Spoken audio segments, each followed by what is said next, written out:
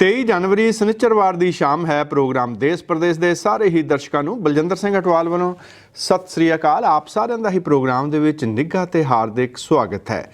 ਅੱਜ ਦੇ ਪ੍ਰੋਗਰਾਮ ਦੇ ਵਿੱਚ ਸ਼ੁਰੂਆਤ ਦੇ ਵਿੱਚ ਹਮੇਸ਼ਾ ਦੀ ਤਰ੍ਹਾਂ ਸਾਡਾ ਲੜੀਵਾਰ ਧਾਰਮਿਕ ਸੈਗਮੈਂਟ ਹੋਵੇਗਾ, ਜਿਸ ਦੇ ਵਿੱਚ ਜਪਜੀ ਸਾਹਿਬ ਦੀ 36ਵੀਂ ਪੌੜੀ ਦਾ ਪਾਠ ਅਤੇ ਵਿਆਖਿਆ ਸਰਵਣ ਕਰਾਂਗੇ ਭਾਈ ਸਰਬਜੀਤ ਸਿੰਘ ਜੀ ਧੁੰਦਾ ਹੁਣਾਂ ਤੋਂ। ਜਿਹੜਾ ਕਿਸਾਨੀ ਸੰਘਰਸ਼ ਚੱਲ ਰਿਹਾ ਹੈ ਔਰ ਅੰਤਰਰਾਸ਼ਟਰੀ ਪੱਧਰ ਤੇ ਉਸ ਦੀ ਸਪੋਰਟ ਦੇ ਵਿੱਚ किसान रैलियां ट्रैक्टर रैलियां हो रही हैं। लंघे एतवार नूं एक विशाल ट्रैक्टर रैली लैंगली दे विच भी हुई, जिस दीयां हाईलाइट्स अज दे प्रोग्राम दे विच शामिल करांगे। जिहड़ा खेती संकट है इसदा जिहड़ा पिछोकड़ की सी, वर्तमान की है ਅਤੇ ਭਵਿੱਖ ਕਿਹੋ ਜਿਹਾ ਹੋਵੇਗਾ, ਇਸ ਦੇ ਨਾਲ ਸੰਬੰਧਿਤ ਵੀ ਲੜੀਵਾਰ ਸੈਗਮੈਂਟ ਅਸੀਂ ਪ੍ਰੋਗਰਾਮ ਦੇ ਵਿੱਚ ਪੇਸ਼ ਕਰ ਰਹੇ ਹਾਂ। ਰਿਸ਼ੀ ਨਾਗਰ ਜੀ ਇਸ ਦੀ ਚੌਥੀ ਕਿਸ਼ਤ ਪੇਸ਼ ਕਰਨਗੇ। ਜਿਹੜਾ 4 ਮੈਂਬਰੀ ਕਮੇਟੀ ਬਣਾਈ ਗਈ ਸੀ, ਸੁਪਰੀਮ ਕੋਰਟ ਵੱਲੋਂ ਸੁਜੈਸਟ ਕੀਤੀ ਗਈ ਸੀ, ਉਸ ਦੇ ਵਿੱਚੋਂ ਸਰਦਾਰ ਭੁਪਿੰਦਰ ਸਿੰਘ ਮਾਨ ਅਸਤੀਫਾ ਦੇ ਆਏ ਸਨ। ਉਹਨਾਂ ਦੇ ਨਾਲ ਇੱਕ ਵਿਸ਼ੇਸ਼ ਗੱਲਬਾਤ ਸਾਡੀ ਟੀਮ ਵੱਲੋਂ ਕੀਤੀ ਗਈ, ਉਹ ਵੀ ਅੱਜ ਦੇ ਪ੍ਰੋਗਰਾਮ ਦੇ ਵਿੱਚ ਸ਼ਾਮਲ ਕਰਾਂਗੇ। ਔਰ ਸਾਡਾ ਜਿਹੜਾ ਪੰਜਾਬ ਦਾ ਪੇਂਡੂ ਸੱਭਿਆਚਾਰ ਹੈ, ਇਸ ਦੀ ਸੁੰਦਰਤਾ ਦੇ ਨਾਲ ਗੁੜੁੱਚ ਇੱਕ ਪੰਜਾਬੀ ਗੀਤ ਵੀ ਅੱਜ ਦੇ ਪ੍ਰੋਗਰਾਮ ਵਿੱਚ ਸ਼ਾਮਲ ਰਹੇਗਾ। ਇਹ ਹੈ ਅੱਜ ਦਾ ਦੇਸ਼ ਪ੍ਰਦੇਸ਼ ਪ੍ਰੋਗਰਾਮ। ਗਿਆਨ ਖੰਡ ਮੈਂ ਗਿਆਨ ਪ੍ਰਚੰਡ, ਤਿੱਥੈ ਨਾਦ ਬਿਨੋਦ ਕੋਡ ਆਨੰਦ। ਧਰਮ ਖੰਡ ਕੀ ਬਾਣੀ ਰੂਪ, ਤਿੱਥੈ ਘਾੜਤ ਘੜੀਐ ਬਹੁਤ ਅਨੂਪ। ਤਾ ਕੀਆ ਗੱਲਾਂ ਕਥੀਆਂ ਨਾ ਜਾਹੇ, ਜੇ ਕੋ ਕਹੈ ਪਿਛੈ ਪਛਤਾਏ। ਤਿੱਥੈ ਘੜੀਐ ਸੁਰਤ ਮਤ ਮਨ ਬੁੱਧ, ਤਿੱਥੈ ਘੜੀਐ ਸੁਰਾਂ ਸਿੱਧਾਂ ਕੀ ਸੁਧ। ਵਾਹਿਗੁਰੂ ਜੀ ਕਾ ਖਾਲਸਾ, ਵਾਹਿਗੁਰੂ ਜੀ ਕੀ ਫਤਿਹ। 35 ਨੰਬਰ ਪੌੜੀ 'ਚ ਪੜ੍ਹ ਆਏ ਹਾਂ ਕਿ ਬਿਨਾਂ ਸੂਝ ਤੋਂ, ਬਿਨਾਂ ਰੱਬੀ ਗਿਆਨ ਤੋਂ ਜਿਹੜੇ ਲੋਕ ਕਰਮ ਕਰ ਰਹੇ ਸੀ, ਉਹ ਧਰਮ ਨਹੀਂ ਸੀ ਵਾਸਤਵ 'ਚ। ਉਹ ਧਰਮ ਦੇ ਨਾਂ 'ਤੇ ਫੋਕਟ ਕਰਮ ਹੀ ਨਿਭਾਏ ਜਾ ਰਹੇ ਸਨ, ਜਿਨ੍ਹਾਂ ਦਾ ਜ਼ਿਕਰ ਆਪਾਂ ਪਿਛਲੀਆਂ ਪੌੜੀਆਂ ਵਿੱਚ ਕਰ ਆਏ ਹਾਂ। ਦੇਖੋ, ਇਹ 2 ਅਵਸਥਾ ਆ ਗਈਆਂ, ਗਿਆਨ ਖੰਡ ਦੀ ਅਤੇ ਧਰਮ ਖੰਡ ਦੀ। ਹੁਣ ਤੀਜੇ ਥਾਂ 'ਤੇ ਆ ਗਈ ਸ਼ਰਮ ਖੰਡ। ਸ਼ਰਮ ਖੰਡ ਦੀ ਸ਼ਰਮ ਦਾ ਅਰਥ ਹੁੰਦਾ ਉਦਮ। ਉਦਮ ਹੁਣ ਕਰਨਾ ਕਾਹਦਾ ਹੈ, ਇਹ ਪਤਾ ਲੱਗ ਗਿਆ, ਕਿਉਂਕਿ ਗਿਆਨ ਆ ਜਾਣਾ ਇਹ ਵੱਡੀ ਗੱਲ ਨਹੀਂ ਹੈ। ਮੈਨੂੰ ਇਹ ਪਤਾ ਲੱਗ ਗਿਆ ਵੀ ਧਰਤੀ ਧਰਮ ਕਮਾਉਣ ਲਈ ਮਿਲੀ ਹੈ, ਇਸ ਗੱਲ ਦਾ ਮੈਨੂੰ ਗਿਆਨ ਆ ਗਿਆ, ਇੱਥੇ ਰੁਕ ਨਹੀਂ ਜਾਣਾ, ਹੁਣ ਇਸ ਨੂੰ ਪ੍ਰੈਕਟੀਕਲ ਕਰਨਾ ਹੈ, ਉਹ ਸ਼ਰਮ ਖੰਡ ਹੈ। ਫਿਰ ਉਸ ਸ਼ਰਮ ਖੰਡ ਦਾ ਜਿਹੜਾ ਰੂਪ ਗੁਰਦੇਵ ਨੇ ਇਸ ਪੌੜੀ ਵਿੱਚ ਬਿਆਨ ਕੀਤਾ, ਉਹ ਬਾ ਕਮਾਲ ਹੈ। ਹਜ਼ੂਰ ਫਰਮਾਉਂਦੇ ਨੇ, ਤਿੱਥੈ ਘੜੀਐ। ਤਿੱਥੈ ਘੜੀਐ ਦਾ ਅਰਥ, ਤਿੱਥੇ ਦਾ ਅਰਥ ਹੈ ਜਿੱਥੇ ਧਰਮ ਤੇ ਗਿਆਨ ਖੰਡ ਇਕੱਠਾ ਹੋ ਗਿਆ, ਉਸ ਅਵਸਥਾ 'ਚ ਤਿੱਥੈ, ਉਸ ਜਗ੍ਹਾ 'ਤੇ। ਤਿੱਥੈ ਘੜੀਐ ਸੁਰਤ ਮਤ ਮਨ ਬੁੱਧ। ਇੱਥੇ ਤੁਸੀਂ ਨੋਟ ਕੀਤਾ ਹੋਏਗਾ, ਸੁਰਤ ਦੇ ਵੀ, ਸੁਰਤ ਮਤ ਮਨ ਬੁੱਧ। ਸੁਰਤ ਦੇ, ਮਤ ਦੇ, ਮਨ ਦੇ ਤੇ ਬੁੱਧ ਦੇ, ਇਹ ਸਾਰਿਆਂ ਨੂੰ ਸਿਹਾਰੀ ਲੱਗੀ ਹੋਈ ਹੈ। ਕਹਿੰਦੇ ਕਿ ਉਸ ਅਵਸਥਾ ਵਿੱਚ ਜਾ ਕੇ ਜਿੱਥੇ ਧਰਮ ਤੇ ਗਿਆਨ ਇਕੱਠੇ ਹੋ ਗਏ, ਜੋ ਗਿਆਨ ਆਇਆ ਉਹਨੂੰ ਆਪਣੀ ਜ਼ਿੰਦਗੀ ਵਿੱਚ ਲਾਗੂ ਕਰਕੇ ਫਿਰ ਉੱਥੇ ਸੁਰਤ ਘੜੀ ਜਾਣੀ ਹੈ, ਮਤ ਘੜੀ ਜਾਣੀ ਹੈ, ਤੇ ਮਨ ਦੇ ਵਿੱਚ ਜਾਗਰਤੀ ਆਉਣੀ ਹੈ, ਮਨ ਨੂੰ ਸੋਝੀ ਪ੍ਰਾਪਤ ਹੋਣੀ ਹੈ। ਤਿੱਥੇ ਘੜੀਐ ਸੁਰਤ ਮਤ ਮਨ ਬੁੱਧ, ਤਿੱਥੇ ਘੜੀਐ ਸੁਰਾਂ ਸਿੱਧਾਂ ਕੀ ਸੁਧ। ਸੁਰਾਂ ਦਾ ਅਰਥ ਹੈ ਦੇਵਤੇ, ਭਾਵ ਦੇਵੀ ਗੁਣ ਜੀਵਨ ਦੇ ਵਿੱਚ ਆ ਜਾਣੇ ਨੇ। ਸਿੱਧ ਅਰਥ ਹੈ ਸਫਲਤਾ, ਜੀਵਨ ਵਿੱਚ ਸਫਲਤਾ ਹੋਏਗੀ, ਮਨੁੱਖ ਦਾ ਜੀਵਨ ਖੂਬਸੂਰਤ ਬਣੇਗਾ। ਤੋ ਹਜ਼ੂਰ ਨੇ ਇਸ 36 ਨੰਬਰ ਪੌੜੀ ਵਿੱਚ ਸਾਨੂੰ ਆਪਣੀ ਸੁਰਤ ਮਤ ਬੁੱਧ ਘੜਨ ਦੀ ਜੋ ਪ੍ਰੇਰਨਾ ਬਖਸ਼ਿਸ਼ ਕੀਤੀ, ਘੜਨੇ ਆਪਣੀ ਸੁਰਤ ਨੂੰ ਹੈ। ਕਿਉਂਕਿ ਜਦੋਂ ਬੰਦਾ ਆਪਣੀ ਸੁਰਤ ਨੂੰ ਘੜਦਾ ਹੈ, ਆਪਣੀ ਮਤ ਘੜਦਾ, ਆਪਣੀ ਬੁੱਧ ਘੜਦਾ, ਭਾਵੇਂ ਕਿ ਇਹ ਸ਼ਬਦ ਜੋਗੀ ਲੋਕ ਵਰਤੇ ਸਨ ਜਦੋਂ ਉਹ ਸੁਰਤ ਦੀ ਗੱਲ, ਅੰਤਾਕਰਨ ਦੀ ਗੱਲ ਕਰਦੇ ਸੀ। ਗੁਰਦੇਵ ਨੇ ਗੱਲ, ਭਾਵੇਂ ਸ਼ਬਦ ਉਹਨਾਂ ਦੇ ਵਰਤ ਕੇ, ਸਿੱਖਿਆ ਬੜੀ ਪਿਆਰੀ ਦਿੱਤੀ ਕਿ ਅਸੀਂ ਆਪਣੇ ਜੀਵਨ ਨੂੰ ਕਿੱਦਾਂ ਘੜਨਾ ਤੇ ਕਿੱਦਾਂ ਅਸੀਂ ਸਚਿਆਰੇ ਬਣਨਾ। ਹੁਣ ਤੁਸੀਂ ਵੇਖਿਆ ਹੋਵੇਗਾ, ਪਹਿਲੀ ਪੌੜੀ ਤੋਂ ਲੈ ਕੇ ਆਪਾਂ ਹੁਣ ਅਖੀਰ 36 ਨੰਬਰ ਪੌੜੀ ਤੱਕ ਪਹੁੰਚ ਗਏ ਹਾਂ। ਗੁਰਦੇਵ ਜੀ ਸਾਰਾ ਜ਼ੋਰ ਮਨੁੱਖ ਦੇ ਆਪਣੇ ਅੰਦਰ ਤੇ ਲਾ ਰਹੇ ਨੇ ਕਿ ਬੰਦੇ ਆਪਣੇ ਆਪ ਨੂੰ ਬਦਲ, ਆਪਣੇ ਆਪ ਨੂੰ ਘੜ, ਆਪਣੀ ਸੁਰਤ ਨੂੰ ਘੜਨਾ ਹੈ, ਆਪਣੀ ਬਿਰਤੀ ਨੂੰ ਘੜਨਾ ਹੈ, ਆਪਣੀ ਸੋਚ ਨੂੰ ਘੜਨਾ ਹੈ। ਤੇ ਜੇ ਕੋਈ ਸਾਨੂੰ ਪੁੱਛੇ ਕਿ ਅਸੀਂ ਗੁਰੂ ਕੋਲ ਕੀ ਲੈਣ ਜਾਂਦੇ ਹਾਂ ਤਾਂ ਉਹਦਾ ਜਵਾਬ ਬੜਾ ਪਿਆਰਾ ਮਿਲਦਾ ਹੈ। ਕਹਿੰਦੇ ਗੁਰ ਕੈ ਸ਼ਬਦ ਬਨਾਵੋ ਇਹ ਮਨ, ਗੁਰੂ ਦੇ ਸ਼ਬਦ ਦੁਆਰਾ ਮੈਂ ਆਪਣੇ ਨਵੇਂ ਮਨ ਨੂੰ ਘੜਨਾ ਹੈ, ਮਨ ਫਰੈਸ਼ ਲੈ ਕੇ ਆਉਣਾ ਮੈਂ ਆਪਣੇ ਗੁਰੂ ਕੋਲੋਂ, ਮਨ ਨੂੰ ਸੁਚੇਤ ਕਰਨਾ ਹੈ। ਇਹ ਸ਼ਰਮ ਖੰਡ ਹੈ, ਉਦਮ ਲੈ ਕੇ ਆਉਣਾ। ਕਿੱਥੇ ਘੜੀ ਹੈ ਸੁਰਤ ਮਤ ਮਨ ਬੁੱਧ। ਹੁਣ ਉਸ ਅਵਸਥਾ ਜਿੱਥੇ ਗਿਆਨ ਤੇ ਧਰਮ ਇਕੱਠੇ ਨੇ, ਹੁਣ ਉਸ ਅਵਸਥਾ ਜਾ ਕੇ ਮੈਂ ਉਦਮ ਕਰਕੇ ਵੇਖਣਾ ਤੇ ਆਪਣੀ ਸੁਰਤ ਮਤ। ਹੁਣ ਇਹ ਤੋਂ ਸਮਝ ਆ ਗਈ ਵੀ ਬਾਣੀ ਪੜ੍ਹਦਿਆਂ, ਸੁਣਦਿਆਂ, ਵਿਚਾਰਦਿਆਂ ਪਤਾ ਲੱਗਣਾ ਮੈਂ ਆਪਣੀ ਸੁਰਤ ਮਤ ਬੁੱਧ ਨੂੰ ਘੜਨਾ ਹੈ। ਸਾਹਿਬ ਸੱਚੇ ਪਾਤਸ਼ਾਹ ਬਖਸ਼ ਕੇ ਤਿੱਥੇ ਘੜੀ ਹੈ ਸੁਰਤ, ਉਸ ਅਵਸਥਾ ਜਿੱਥੇ ਗਿਆਨ ਤੇ ਧਰਮ ਇਕੱਠੇ ਨੇ, ਉੱਥੇ ਫਿਰ ਸੁਰਤ ਮਤ ਬੁੱਧ ਘੜੀ ਜਾਂਦੀ ਹੈ। ਤੇ ਘੜਨਾ ਆਪਣੇ ਅੰਦਰ, ਇਹ ਹੁਣ ਆਪਣੇ ਜੀਵਨ ਨੂੰ ਖੁਦ ਘੜ ਕੇ ਵੇਖਣਾ ਹੈ। ਦੁਨਿਆਵੀ ਚੀਜ਼ਾਂ ਤੁਸੀਂ ਕਿਸੇ ਕੋਲੋਂ ਕਢਾ ਸਕਦੇ ਹੋ, ਗਹਿਣਾ ਤੁਸੀਂ ਪਾਉਣਾ ਹੈ, ਬਣਾਏਗਾ ਕੋਈ ਹੋਰ, ਕੱਪੜੇ ਤੁਸੀਂ ਪਾਉਣੇ, ਸਿਲਾਈ ਕਰੇਗਾ ਕੋਈ ਹੋਰ, ਪਰ ਇੱਥੇ ਜੋ ਕੋਈ ਤੁਸੀਂ ਘੜਨਾ ਹੈ ਨਾ, ਜੋ ਕੋਈ ਤੁਸੀਂ ਆਪਣੇ ਮਨ ਦੇ ਵਿੱਚ ਇਹ ਸ਼ਿੰਗਾਰ ਕਰਨਾ ਹੈ, ਇਹਦਾ ਤੁਹਾਨੂੰ ਸੁਨਿਆਰਾ ਵੀ ਖੁਦ ਬਣਨਾ ਪੈਣਾ, ਆਪ ਇਹ ਗਹਿਣੇ ਘੜਨੇ ਪੈਣੇ, ਆਪ ਆਪਣੀ ਸੁਰਤ ਘੜਨੀ ਪੈਣੀ। ਤਿੱਥੇ ਘੜੀ ਹੈ ਸੁਰਤ ਮਤ ਮਨ ਬੁੱਧ, ਤੇ ਤਿੱਥੇ ਘੜੀ ਹੈ ਉਸ ਅਵਸਥਾ 'ਤੇ ਜਾ ਕੇ ਸੁਰਾਂ ਸੱਧਾਂ ਕੀ ਸੁਧ, ਸੁਰ ਦਾ ਅਰਥ ਕੀ ਦੇਵਤੇ ਪਵ ਦੇਵੀ ਗੁਣ ਤੇ ਸਿੱਧ, ਸਫਲਤਾ ਹੋਏਗੀ ਉਸ ਅਵਸਥਾ ਵਿੱਚ ਜਾ ਕੇ। ਕਿਹੜੀ ਅਵਸਥਾ? ਜਿਹੜੀ ਇੱਥੇ ਹੁਣ ਉਦਮ ਵਾਲੀ ਅਵਸਥਾ, ਸ਼ਰਮ ਖੰਡ ਜਿਹਨੂੰ ਕਹਿੰਦੇ ਨੇ। ਤੇ ਪਾਤਸ਼ਾਹ ਕਹਿੰਦੇ ਗਿਆਨ ਖੰਡ ਮੈਂ ਗਿਆਨ ਪ੍ਰਚੰਡ, ਗਿਆਨ ਖੰਡ ਵਾਲੀ ਅਵਸਥਾ ਵਿੱਚ ਹੁਣ ਗਿਆਨ ਪ੍ਰਚੰਡ ਹੈ, ਗਿਆਨ ਬਲਵਾਨ ਹੈ। ਕਾਹਦੇ ਲਈ ਗਿਆਨ ਬਲਵਾਨ ਹੈ? ਪੰਚ ਬਣ ਲਿਆ। ਚੇਤਾ ਰੱਖਿਓ, ਲੜੀ ਮੈਂ ਤਾਂ ਹਰ ਪੌੜੀ 'ਚ ਪਿਛਲੀ ਗੱਲ ਤਾਂ ਦੁਬਾਰਾ ਕਰਦਾ ਤਾਂ ਕਿ ਲੜੀ ਪਰੋਈ ਜਾ ਸਕੇ। ਇੱਥੇ ਹੁਣ ਜਿਹੜੀ ਗੱਲ ਗੁਰਦੇਵ ਜੀ ਗੱਲ 36 ਨੰਬਰ ਪੌੜੀ 'ਚ ਕਰ ਰਹੇ ਨੇ, ਕਹਿੰਦੇ ਗਿਆਨ ਖੰਡ ਮੈਂ ਗਿਆਨ ਪ੍ਰਚੰਡ। ਗਿਆਨ ਖੰਡ ਵਾਲੀ ਅਵਸਥਾ ਦੇ ਵਿੱਚ ਗਿਆਨ ਪ੍ਰਚੰਡ ਸੀ, ਐਨ ਗਿਆਨ ਬਲਵਾਨ ਸੀ।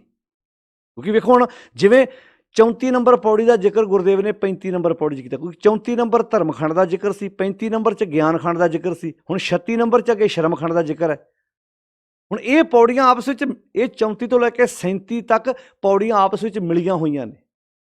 ਇਹ ਪੰਜ ਖੰਡ ਇਹਨਾਂ 4 ਪੌੜੀਆਂ 'ਚ ਗੁਰਦੇਵ ਨੇ ਬਹੁਤ ਪਿਆਰੇ ਸ਼ਬਦਾਂ 'ਚ ਪੇਸ਼ ਕੀਤਾ ਹੈ। ਤਾਂ ਸਾਹਿਬ ਕਿੱਡੇ ਪਿਆਰੇ ਸ਼ਬਦਾਂ ਵਿੱਚ ਇੱਥੇ ਗੱਲ ਸਮਝਾ ਰਹੇ ਨੇ, ਕਹਿੰਦੇ ਗਿਆਨ ਖੰਡ ਮੈਂ ਗਿਆਨ ਪ੍ਰਚੰਡ। ਗਿਆਨ ਖੰਡ ਦੇ ਵਿੱਚ ਗਿਆਨ ਬਲਵਾਨ ਹੈ, ਗਿਆਨ ਪ੍ਰਚੰਡ ਹੈ। ਕਾਹਦੇ ਲਈ ਗਿਆਨ ਬਲਵਾਨ ਹੈ? ਪੰਚ ਬਣ ਲਈ। ਕਰਮੀ ਕਰਮੀ ਹੋਏ ਵਿਚਾਰ, ਤਿੱਥੇ ਸੋਹਣ ਪੰਚ ਪ੍ਰਵਾਨ। ਉਸ ਅਵਸਥਾ 'ਚ ਫਿਰ ਪੰਚ ਸੋਹਦੇ ਨੇ, ਸੋਹਣੇ ਲੱਗਦੇ ਨੇ। ਤੇ ਪੰਚ ਕਿੱਦਾਂ ਬਣਨਾ? ਪੰਚ ਬਣਨਾ ਮੈਂ ਸੁਣ ਕੇ, ਸਮਝ ਕੇ ਤੇ ਗੱਲ ਨੂੰ ਮੰਨ ਕੇ, ਜਿਵੇਂ ਪਿੱਛੇ ਆਪਾਂ ਪੜ੍ਹ ਆਏ ਹਾਂ। ਤੋ ਗਿਆਨ ਖੰਡ ਮੈਂ ਗਿਆਨ ਪ੍ਰਚੰਡ। ਫਿਰ ਕਹਿੰਦੇ ਉਸ ਅਵਸਥਾ 'ਚ ਫਿਰ ਤਿੱਥ ਹੈ ਨਾਦ ਸ਼ਬਦ, ਨਾਦ ਵਿਨੋਦ ਕੋਡ ਆਨੰਦ। ਭਾਵ ਸ਼ਬਦ ਨਾਲ ਜਿਹੜੇ ਅੰਦਰ ਆਨੰਦ ਪੈਦਾ ਹੋਣੇ ਆ ਨਾ, ਉਹ ਬਿਆਨ ਨਹੀਂ ਕੀਤੇ ਜਾ ਸਕਦੇ। ਫਿਰ ਉੱਥੇ ਗੁਰੂ ਦੇ ਸ਼ਬਦ ਨੂੰ ਸਮਝ ਕੇ, ਮਾਣ ਕੇ ਆਪਣੀ ਜ਼ਿੰਦਗੀ 'ਚ ਕਮਾਲ ਦਾ ਆਨੰਦ ਪੈਦਾ ਹੁੰਦਾ ਹੈ। ਤਿੱਥੇ ਘੜੀ ਹੈ ਸੁਰਤ ਮਤ ਮਨ ਬੁੱਧ ਵਾਲੀ ਗੱਲ ਬਣ ਜਾਂਦੀ ਹੈ। ਸਾਹਿਬ ਕਿਹੜੇ ਪਿਆਰੇ ਸ਼ਬਦ ਵਰਤ ਰਹੇ, ਤਿੱਥੇ ਨਾਦ ਵਿਨੋਦ ਕੋਡ ਆਨੰਦ ਤੇ ਸ਼ਰਮ ਖੰਡ ਕੀ ਬਾਣੀ ਰੂਪ। ਜਿਹੜਾ ਸ਼ਰਮ ਦਾ ਅਰਥ ਕੀ? ਉਦਮ ਖੰਡ ਦੀ ਜਿਹੜੀ ਬਾਣੀ ਮੀਨਿੰਗ ਬਣਾਵਟ, ਬਾਣੀ ਮੀਨਿੰਗ ਬਣਾਵਟ, ਸ਼ਰਮ ਖੰਡ ਕੀ ਬਾਣੀ ਰੂਪ। ਸ਼ਰਮ ਖੰਡ ਉਦਮ ਦੇ ਵਿੱਚ ਫਿਰ ਬੰਦੇ ਦੀ ਬਣਾਵਟ ਸੋਹਣੀ ਬਣਦੀ ਹੈ, ਸੋਹਣਾ ਬਣ ਜਾਂਦਾ ਹੈ। ਰੂਪ ਵੀ ਸਾਧ ਸੰਗਤ ਜੀ 2 ਕਿਸਮ ਦੇ ਹੁੰਦੇ ਨੇ।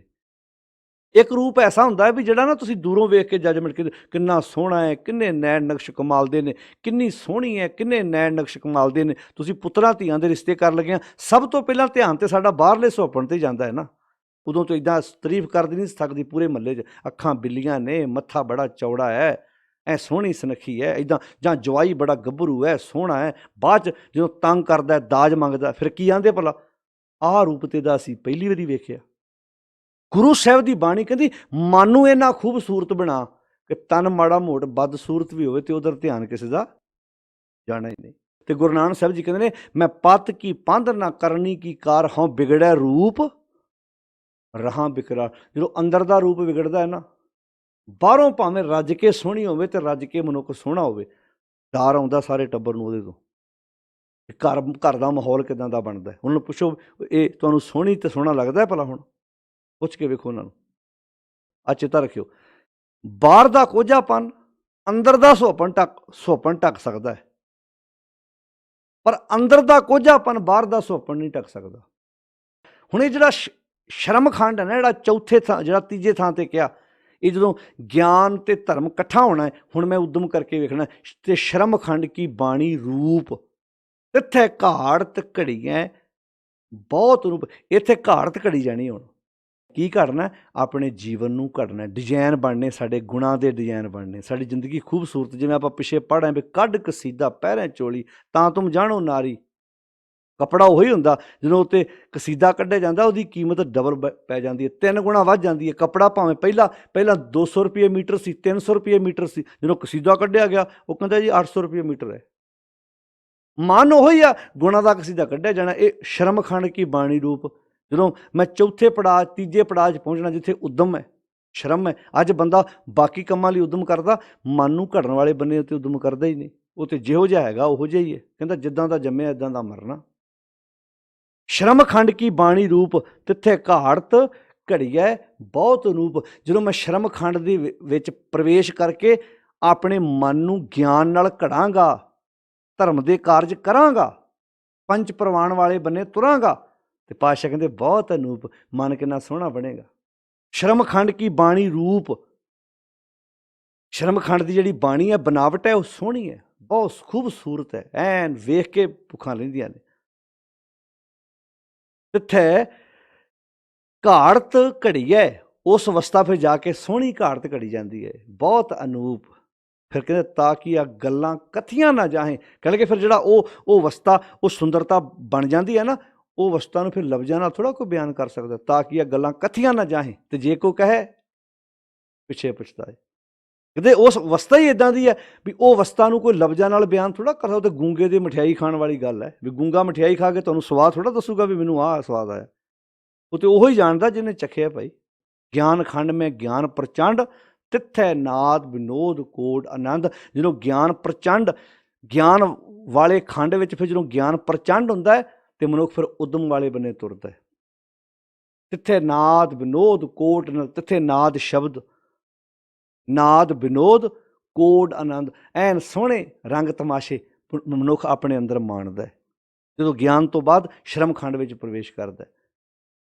ਤਿੱਥੇ ਨਾਦ ਵਿਨੋਦ ਕੋਟ ਆਨੰਦ ਸ਼ਰਮਖੰਡ ਕੀ ਬਾਣੀ ਰੂਪ। ਫਿਰ ਇਹ ਉਦਮ ਵਾਲੀ ਜਿਹੜੀ ਅਵਸਥਾ ਹੈ ਨਾ, ਏਡੀ ਕਮਾਲ ਦੀ ਹੈ। ਇੱਥੇ ਸੋਹਣੀ ਬੰਦੇ ਦੀ ਬਣਤਰ ਬਣਦੀ ਹੈ, ਮਨੁੱਖ ਸੋਹਣੇ ਜੀਵਨ ਜਾਚ ਵਾਲਾ ਬਣਦਾ ਹੈ। ਸ਼ਰਮਖੰਡ ਕੀ ਬਾਣੀ ਰੂਪ ਤੇ ਤਿੱਥੇ ਘਾੜਤ ਘੜੀ ਹੈ ਬਹੁਤ ਅਨੂਪ। ਇੱਥੇ ਬੰਦੇ ਦੀ ਫਿਰ ਘਾੜਤ ਘੜੀ ਜਾਂਦੀ ਹੈ। ਇੱਥੇ ਫਿਰ ਬੰਦਾ ਗਹਿਣਾ ਵੀ ਆਪ ਪਾਉਣਾ ਤੇ ਸੁਨਿਆਰਾ ਵੀ ਖੁਦ ਬਣਨਾ ਪੈਣਾ। ਸ਼ਰਮਖੰਡ ਕੀ ਬਾਣੀ ਰੂਪ ਤਿੱਥੇ ਘਾੜਤ ਘੜੀ ਹੈ ਬਹੁਤ ਅਨੂਪ। ਤੇ ਫਿਰ ਜਦੋਂ ਤੂੰ ਇਹ ਰਸ ਚੱਖ ਲਿਆ ਨਾ, ਤਾਂ ਕੀ ਗੱਲਾਂ ਕਥੀਆਂ ਨਾ ਜਾਹੇ, ਇਹ ਅਵਸਥਾ ਬਿਆਨ ਨਹੀਂ। ਜੇ ਕੋਈ ਕਹਿ ਪਿਛੇ ਪਛਤਾਏ, ਤੇ ਜੇ ਤੂੰ ਕੁਝ ਦੱਸਣਾ ਵੀ ਚਾਹੇ ਤੈਨੂੰ ਪਛਤਾਉਣਾ ਪੈਣਾ ਵੀ ਨਹੀਂ, ਮੈਂ ਲਫ਼ਜ਼ਾਂ ਨਾਲ ਭਾਈ ਇਹ ਚੀਜ਼ ਬਿਆਨ ਨਹੀਂ ਕਰ ਸਕਦਾ। ਜੇ ਕੋਈ ਕਹਿ, ਹੁਣ ਤੁਸੀਂ ਕੋਈ ਚੀਜ਼ ਮਿੱਠੀ ਖਾਧੀ ਹੈ, ਤੁਸੀਂ ਇੰਨਾ ਹੀ ਕਹਿ ਸਕਦੇ ਹੋ ਬੜੀ ਸਵਾਦ ਹੈ, ਪਰ ਜਿਹੜਾ ਤੁਹਾਨੂੰ ਉਸ ਸਵਾਦ ਆਇਆ ਲਫ਼ਜ਼ਾਂ ਨਾਲ ਤੁਸੀਂ ਇੱਦਾਂ ਕਹਿਣ ਨਾਲ ਗੱਲ ਬਣ ਗਈ ਹੈ।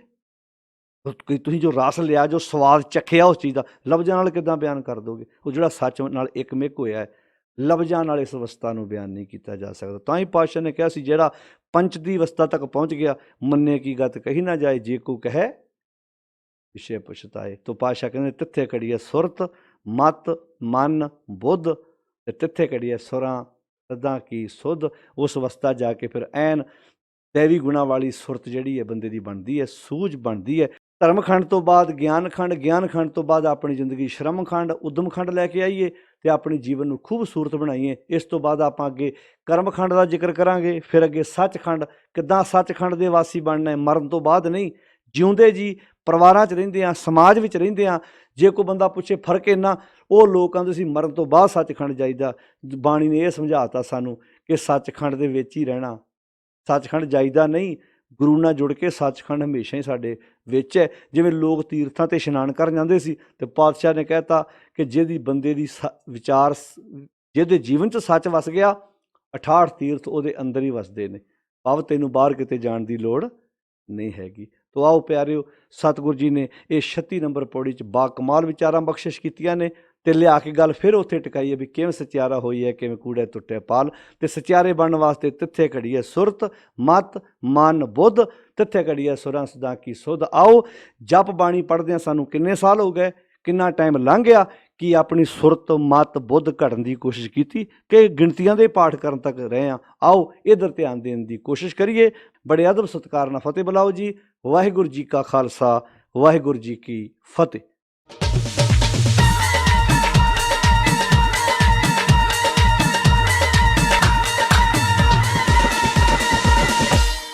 ਕਿਸਾਨੀ ਸੰਘਰਸ਼ ਇਸ ਵੇਲੇ ਦੁਨੀਆ ਦੇ ਸਭ ਤੋਂ ਵੱਡੇ ਸੰਘਰਸ਼ਾਂ ਦੇ ਵਿੱਚ ਸ਼ਾਮਲ ਹੈ, ਜਿਹੜਾ ਕਿ ਇੰਨੇ ਲੰਮੇ ਸਮੇਂ ਤੋਂ ਚੱਲ ਰਿਹਾ ਹੈ। ਐਡੀ ਵੱਡੀ ਗਿਣਤੀ ਦੇ ਵਿੱਚ ਕਿਸਾਨ ਜਿਸ ਦੇ ਵਿੱਚ ਸ਼ਾਮਲ ਹਨ ਤੇ ਇਹ ਸੰਘਰਸ਼ ਚੱਲ ਵੀ ਸ਼ਾਂਤਮਈ ਢੰਗ ਦੇ ਨਾਲ ਰਿਹਾ ਹੈ।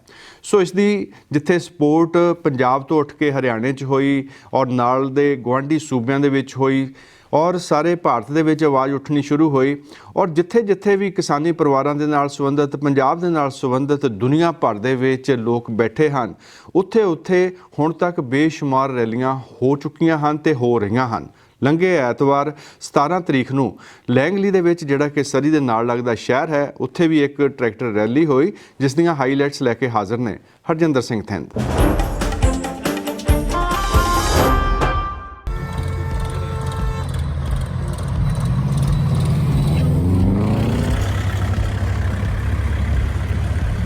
ਗ੍ਰੇਟਰ ਵੈਂਕੂਵਰ ਦੇ ਲੈਂਗਲੀ ਸ਼ਹਿਰ ਵਿੱਚ ਸੜਕਾਂ ਦੇ ਉੱਤੇ ਫਾਰਮਰਜ਼ ਨੇ ਆਪਣੇ ਟਰੈਕਟਰ ਲੈ ਕੇ ਇੱਕ ਜਲੂਸ ਦੀ ਸ਼ਕਲ ਵਿੱਚ ਭਾਰਤ ਦੇ ਵਿੱਚ ਜਦੋਜਹਿਦ ਕਰ ਰਹੇ ਕਿਸਾਨਾਂ ਦੇ ਹੱਕ ਵਿੱਚ ਇੱਕ ਮੁਜ਼ਾਹਰਾ ਕੀਤਾ ਹੈ।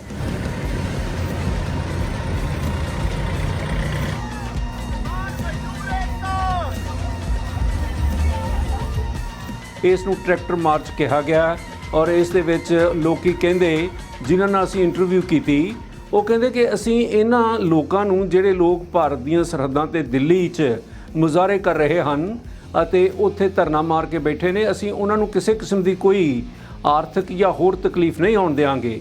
ਅਸੀਂ ਉਹਨਾਂ ਨੂੰ ਸਾਲਾਂ ਬੱਧੀ ਸਪੋਰਟ ਕਰਨ ਲਈ ਤਿਆਰ ਹਾਂ ਅਤੇ ਉਹਨਾਂ ਨੂੰ ਕਿਸੇ ਕਿਸਮ ਦੀ ਵੀ ਅਸੀਂ ਦੁੱਖ ਨਹੀਂ ਝੱਲਣ ਦੇਵਾਂਗੇ। ਇਸ ਤਰ੍ਹਾਂ ਦੀਆਂ ਖਬਰਾਂ ਜਦੋਂ ਭਾਰਤ ਦੇ ਸਰਕਾਰ ਕੋਲ ਜਾਂਦੀਆਂ ਨੇ ਤਾਂ ਉਹਨਾਂ ਤੇ ਬੜਾ ਅਸਰ ਪੈਂਦਾ ਹੈ। ਭਾਰਤ ਦੀ ਸਰਕਾਰ ਨਹੀਂ ਚਾਹੁੰਦੀ ਕਿ ਬਾਹਰਲੇ ਮੁਲਕਾਂ ਦੀ ਓਪੀਨੀਅਨ ਉਹਨਾਂ ਦੇ ਖਿਲਾਫ ਹੋਵੇ। ਟਰੈਕਟਰ ਹੁਣ ਕਿਸਾਨੀ ਦਾ ਪ੍ਰਤੀਕ ਬਣ ਗਿਆ ਹੈ ਅਤੇ ਇੱਕ ਸ਼ਕਤੀਸ਼ਾਲੀ ਸਿੰਬਲ ਹੈ। ਇਹ ਜਿਹੜੇ ਟਰੈਕਟਰ ਇੱਥੇ ਆਏ ਹੋਏ ਨੇ, ਵੱਖ-ਵੱਖ ਕਿਸਮਾਂ ਦੇ ਟਰੈਕਟਰ ਨੇ। 8 ਟਾਇਰਾਂ ਵਾਲੇ ਦਿਓ ਕੱਦ ਟਰੈਕਟਰ ਸ਼ਾਮਲ ਹੋਏ ਨੇ।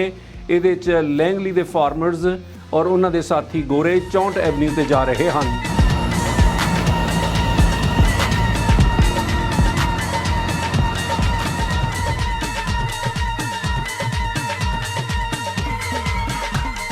ਲੈਂਗਲੀ ਦੇ ਵਿੱਚ ਹੋ ਰਹੀ ਟਰੈਕਟਰ ਰੈਲੀ, ਜਿਹੜੀ ਕਿ ਭਾਰਤ ਦੇ ਵਿੱਚ ਭਾਰਤੀ ਕਿਸਾਨਾਂ ਦੇ ਹਮਦਰਦੀ ਦੇ ਵਿੱਚ ਹੋ ਰਹੀ ਹੈ, ਜਿਹੜੇ ਕਿ ਦਿੱਲੀ ਦੇ ਵਿੱਚ ਅੰਦੋਲਨ ਚਲਾ ਰਹੇ ਹਨ, ਉਸ ਸਿਲਸਿਲੇ ਦੇ ਵਿੱਚ ਬਹੁਤ ਵੱਡਾ ਇਕੱਠ ਹੋਇਆ ਔਰ ਇਹਦੇ ਵਿੱਚ ਬਹੁਤ ਵੱਡੀ ਗਿਣਤੀ ਟਰੈਕਟਰਸ ਦੀ, ਟਰਾਲੀਜ਼ ਦੀ ਅਤੇ ਹੋਰ ਪਿਕਅਪ ਟਰੱਕ ਤੇ ਹੋਰ ਫਾਰਮ ਵਹੀਕਲਸ ਇਸ ਵਿੱਚ ਸ਼ਾਮਲ ਹੋਏ।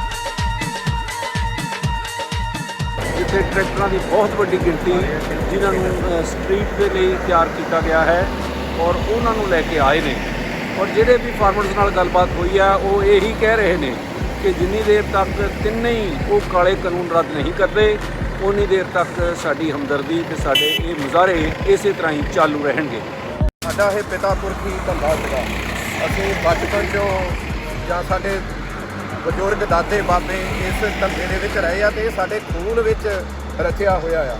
ਇਕੱਲਾ ਇਹਨੂੰ ਅਸੀਂ ਕਿੱਤਾ ਨਹੀਂ ਕਹਿ ਸਕਦੇ, ਇਹ ਸਾਡੀ ਹੋਂਦ ਦੇ ਵਿੱਚ ਰਚਿਆ ਹੋਇਆ। ਤੇ ਜਦੋਂ ਇਹਦੇ ਤੇ ਹਮਲਾ ਹੁੰਦਾ ਤਾਂ ਅਸੀਂ ਜਿੱਥੇ ਕਿਤੇ ਵੀ ਵਸਦੇ ਆ, ਸਾਡੀ ਰੂਹ ਕਰਮਾਉਂਦੀ ਆ। ਸੋ ਇਹ ਜਿਹੜੇ ਭੈਣ ਭਰਾ Canada, America, England, Australia, New Zealand, Punjab ਵਸਾ ਕੇ ਬੈਠੇ ਆ, ਇਹ ਆਪਣੇ ਆਪ ਨੂੰ ਉੱਥੇ ਮਹਿਸੂਸ ਕਰ ਰਹੇ ਆ ਕਿ ਜਿਹੜਾ ਇਹ ਜ਼ੁਲਮ ਤੇ ਬੇਇਨਸਾਫੀ ਦੇ ਵਿਰੁੱਧ ਪੰਜਾਬ ਖੜਾ ਹੋਇਆ, ਇਹ ਸਾਡੇ ਗੁਰੂਆਂ ਪੀਰਾਂ ਨੇ ਜਿਹੜੀ ਸਾਨੂੰ ਸਿੱਖਿਆ ਦਿੱਤੀ ਆ, ਉਹਦੇ ਤੇ ਅਮਲ ਕਰਦੇ ਹੋਏ ਜਿੱਥੇ ਕਿਤੇ ਵੀ ਪੰਜਾਬੀ ਵਸਦਾ ਆ, ਉਹ ਇਸ ਬੇਇਨਸਾਫੀ ਦੇ ਵਿਰੁੱਧ ਖੜਾ ਹੋ ਗਿਆ। ਜਿਹੜਾ ਇਹ ਟਰੈਕਟਰ ਮਾਰਚ ਅੱਜ ਹੋ ਰਿਹਾ, ਇਹਦੇ ਵਿੱਚ ਜਿਹੜੇ ਟਰੈਕਟਰ ਨੇ ਉਹ ਸਾਰੇ ਪੰਜਾਬੀ ਸਾਡੇ ਪਰਿਵਾਰਾਂ ਦੇ ਨੇ। ਉਹਨਾਂ ਨੇ ਕੈਨੇਡਾ ਅੱਗੇ ਵੀ ਇੰਨੇ ਐਡਵਾਂਸ ਮੁਲਕ ਵਿੱਚ ਵੀ ਜਿੱਥੇ ਹਜ਼ਾਰਾਂ ਹੀ ਕਿੱਤੇ ਕੀਤੇ ਜਾ ਸਕਦੇ ਆ, ਆਪਣਾ ਪਿਤਾ ਪੁਰਖੀ ਧੰਦਾ ਅਪਣਾਇਆ, ਇੱਥੇ ਖੇਤੀਬਾੜੀ ਕੀਤੀ। ਇਹ ਵੀ ਇੱਕ ਬਹੁਤ ਵੱਡੀ ਗੱਲ ਹੈ। ਬਹੁਤ ਜ਼ੋਰਦਾਰ ਤਰੀਕੇ ਨਾਲ ਉਹਨਾਂ ਨੇ ਤਰੱਕੀਆਂ ਕੀਤੀਆਂ ਤੇ ਅੱਜ ਉਹ ਟਰੈਕਟਰ ਲੈ ਕੇ ਮਹਿਸੂਸ ਕਰ ਰਹੇ ਆ ਕਿ ਅਸੀਂ ਦਿੱਲੀ ਦੀਆਂ ਸੜਕਾਂ ਤੇ ਇਸ ਗੋਲੀ ਅੰਨੀ ਸਰਕਾਰ ਦੇ ਵਿਰੁੱਧ ਆਵਾਜ਼ ਉਠਾ ਰਹੇ ਹਾਂ।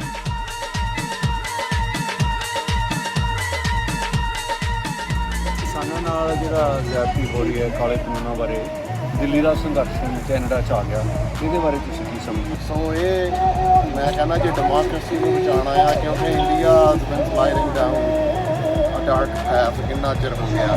ਡੈਮੋਕ੍ਰੇਸੀ ਦਾ ਉੱਥੇ ਕੋਈ ਨਾਮ ਨਿਸ਼ਾਨ ਨਹੀਂ ਰਿਹਾ, ਅਰਾਜਕਤਾ, ਫੈਸ਼ਿਜ਼ਮ ਇਹਨੂੰ ਤਾਂ ਅਸੀਂ ਕਹਿ ਸਕਦੇ ਹਾਂ। ਸੋ ਜਿਹੜਾ ਬੰਦਾ ਵੀ ਡੈਮੋਕ੍ਰੇਸੀ ਨੂੰ ਪਿਆਰ ਕਰਦਾ ਆ, ਉਹਨੂੰ ਇਸ ਅੰਦੋਲਨ ਦਾ ਹਿੱਸਾ ਬਣਨਾ ਚਾਹੀਦਾ ਹੈ। ਔਰ ਇਹ ਅੱਛੀ ਗੱਲ ਆ ਜਿਹੜੇ ਇੱਥੇ ਦੇ ਬੱਚੇ ਆ ਉਹ ਇਸ ਚੀਜ਼ ਦਾ ਹਿੱਸਾ ਬਣ ਰਹੇ ਆ, ਜਿਨ੍ਹਾਂ ਨੂੰ ਕਈਆਂ ਨੂੰ ਪੰਜਾਬੀ ਵੀ ਨਹੀਂ ਆਉਂਦੀ, ਜਿਹੜੇ ਕਦੇ ਹਲੇ ਪੰਜਾਬ ਵੀ ਨਹੀਂ ਮੇਰਾ ਖਿਆਲ ਕਈ ਵਾਰੀ ਗਏ। ਸੋ ਉਹਨਾਂ ਨੇ ਇਸ ਚੀਜ਼ ਤੋਂ ਜਾਗਰੂਕ ਹੋਏ ਆ। ਜਾਗਰੂਕ ਹੋਣ ਤੋਂ ਬਾਅਦ ਉਹ ਯਤਨਸ਼ੀਲ ਹੋਏ ਆ, ਉਹ ਰੈਲੀਆਂ 'ਚ ਜਾ ਕੇ ਖੜਨ ਲੱਗੇ ਆ, ਰੋਡਾਂ 'ਤੇ ਜਾ ਕੇ। ਇਹਦੇ ਨਾਲ ਸਾਡੀ ਜਿਹੜੀ ਪੰਜਾਬੀਅਤ ਆ, ਜਿਹੜੀ ਸਾਡੀ ਪਛਾਣ ਆ, ਜਿਹੜੀ ਸਾਡੀ ਕੌਮ ਜਾਗ ਉੱਠੀ ਆ।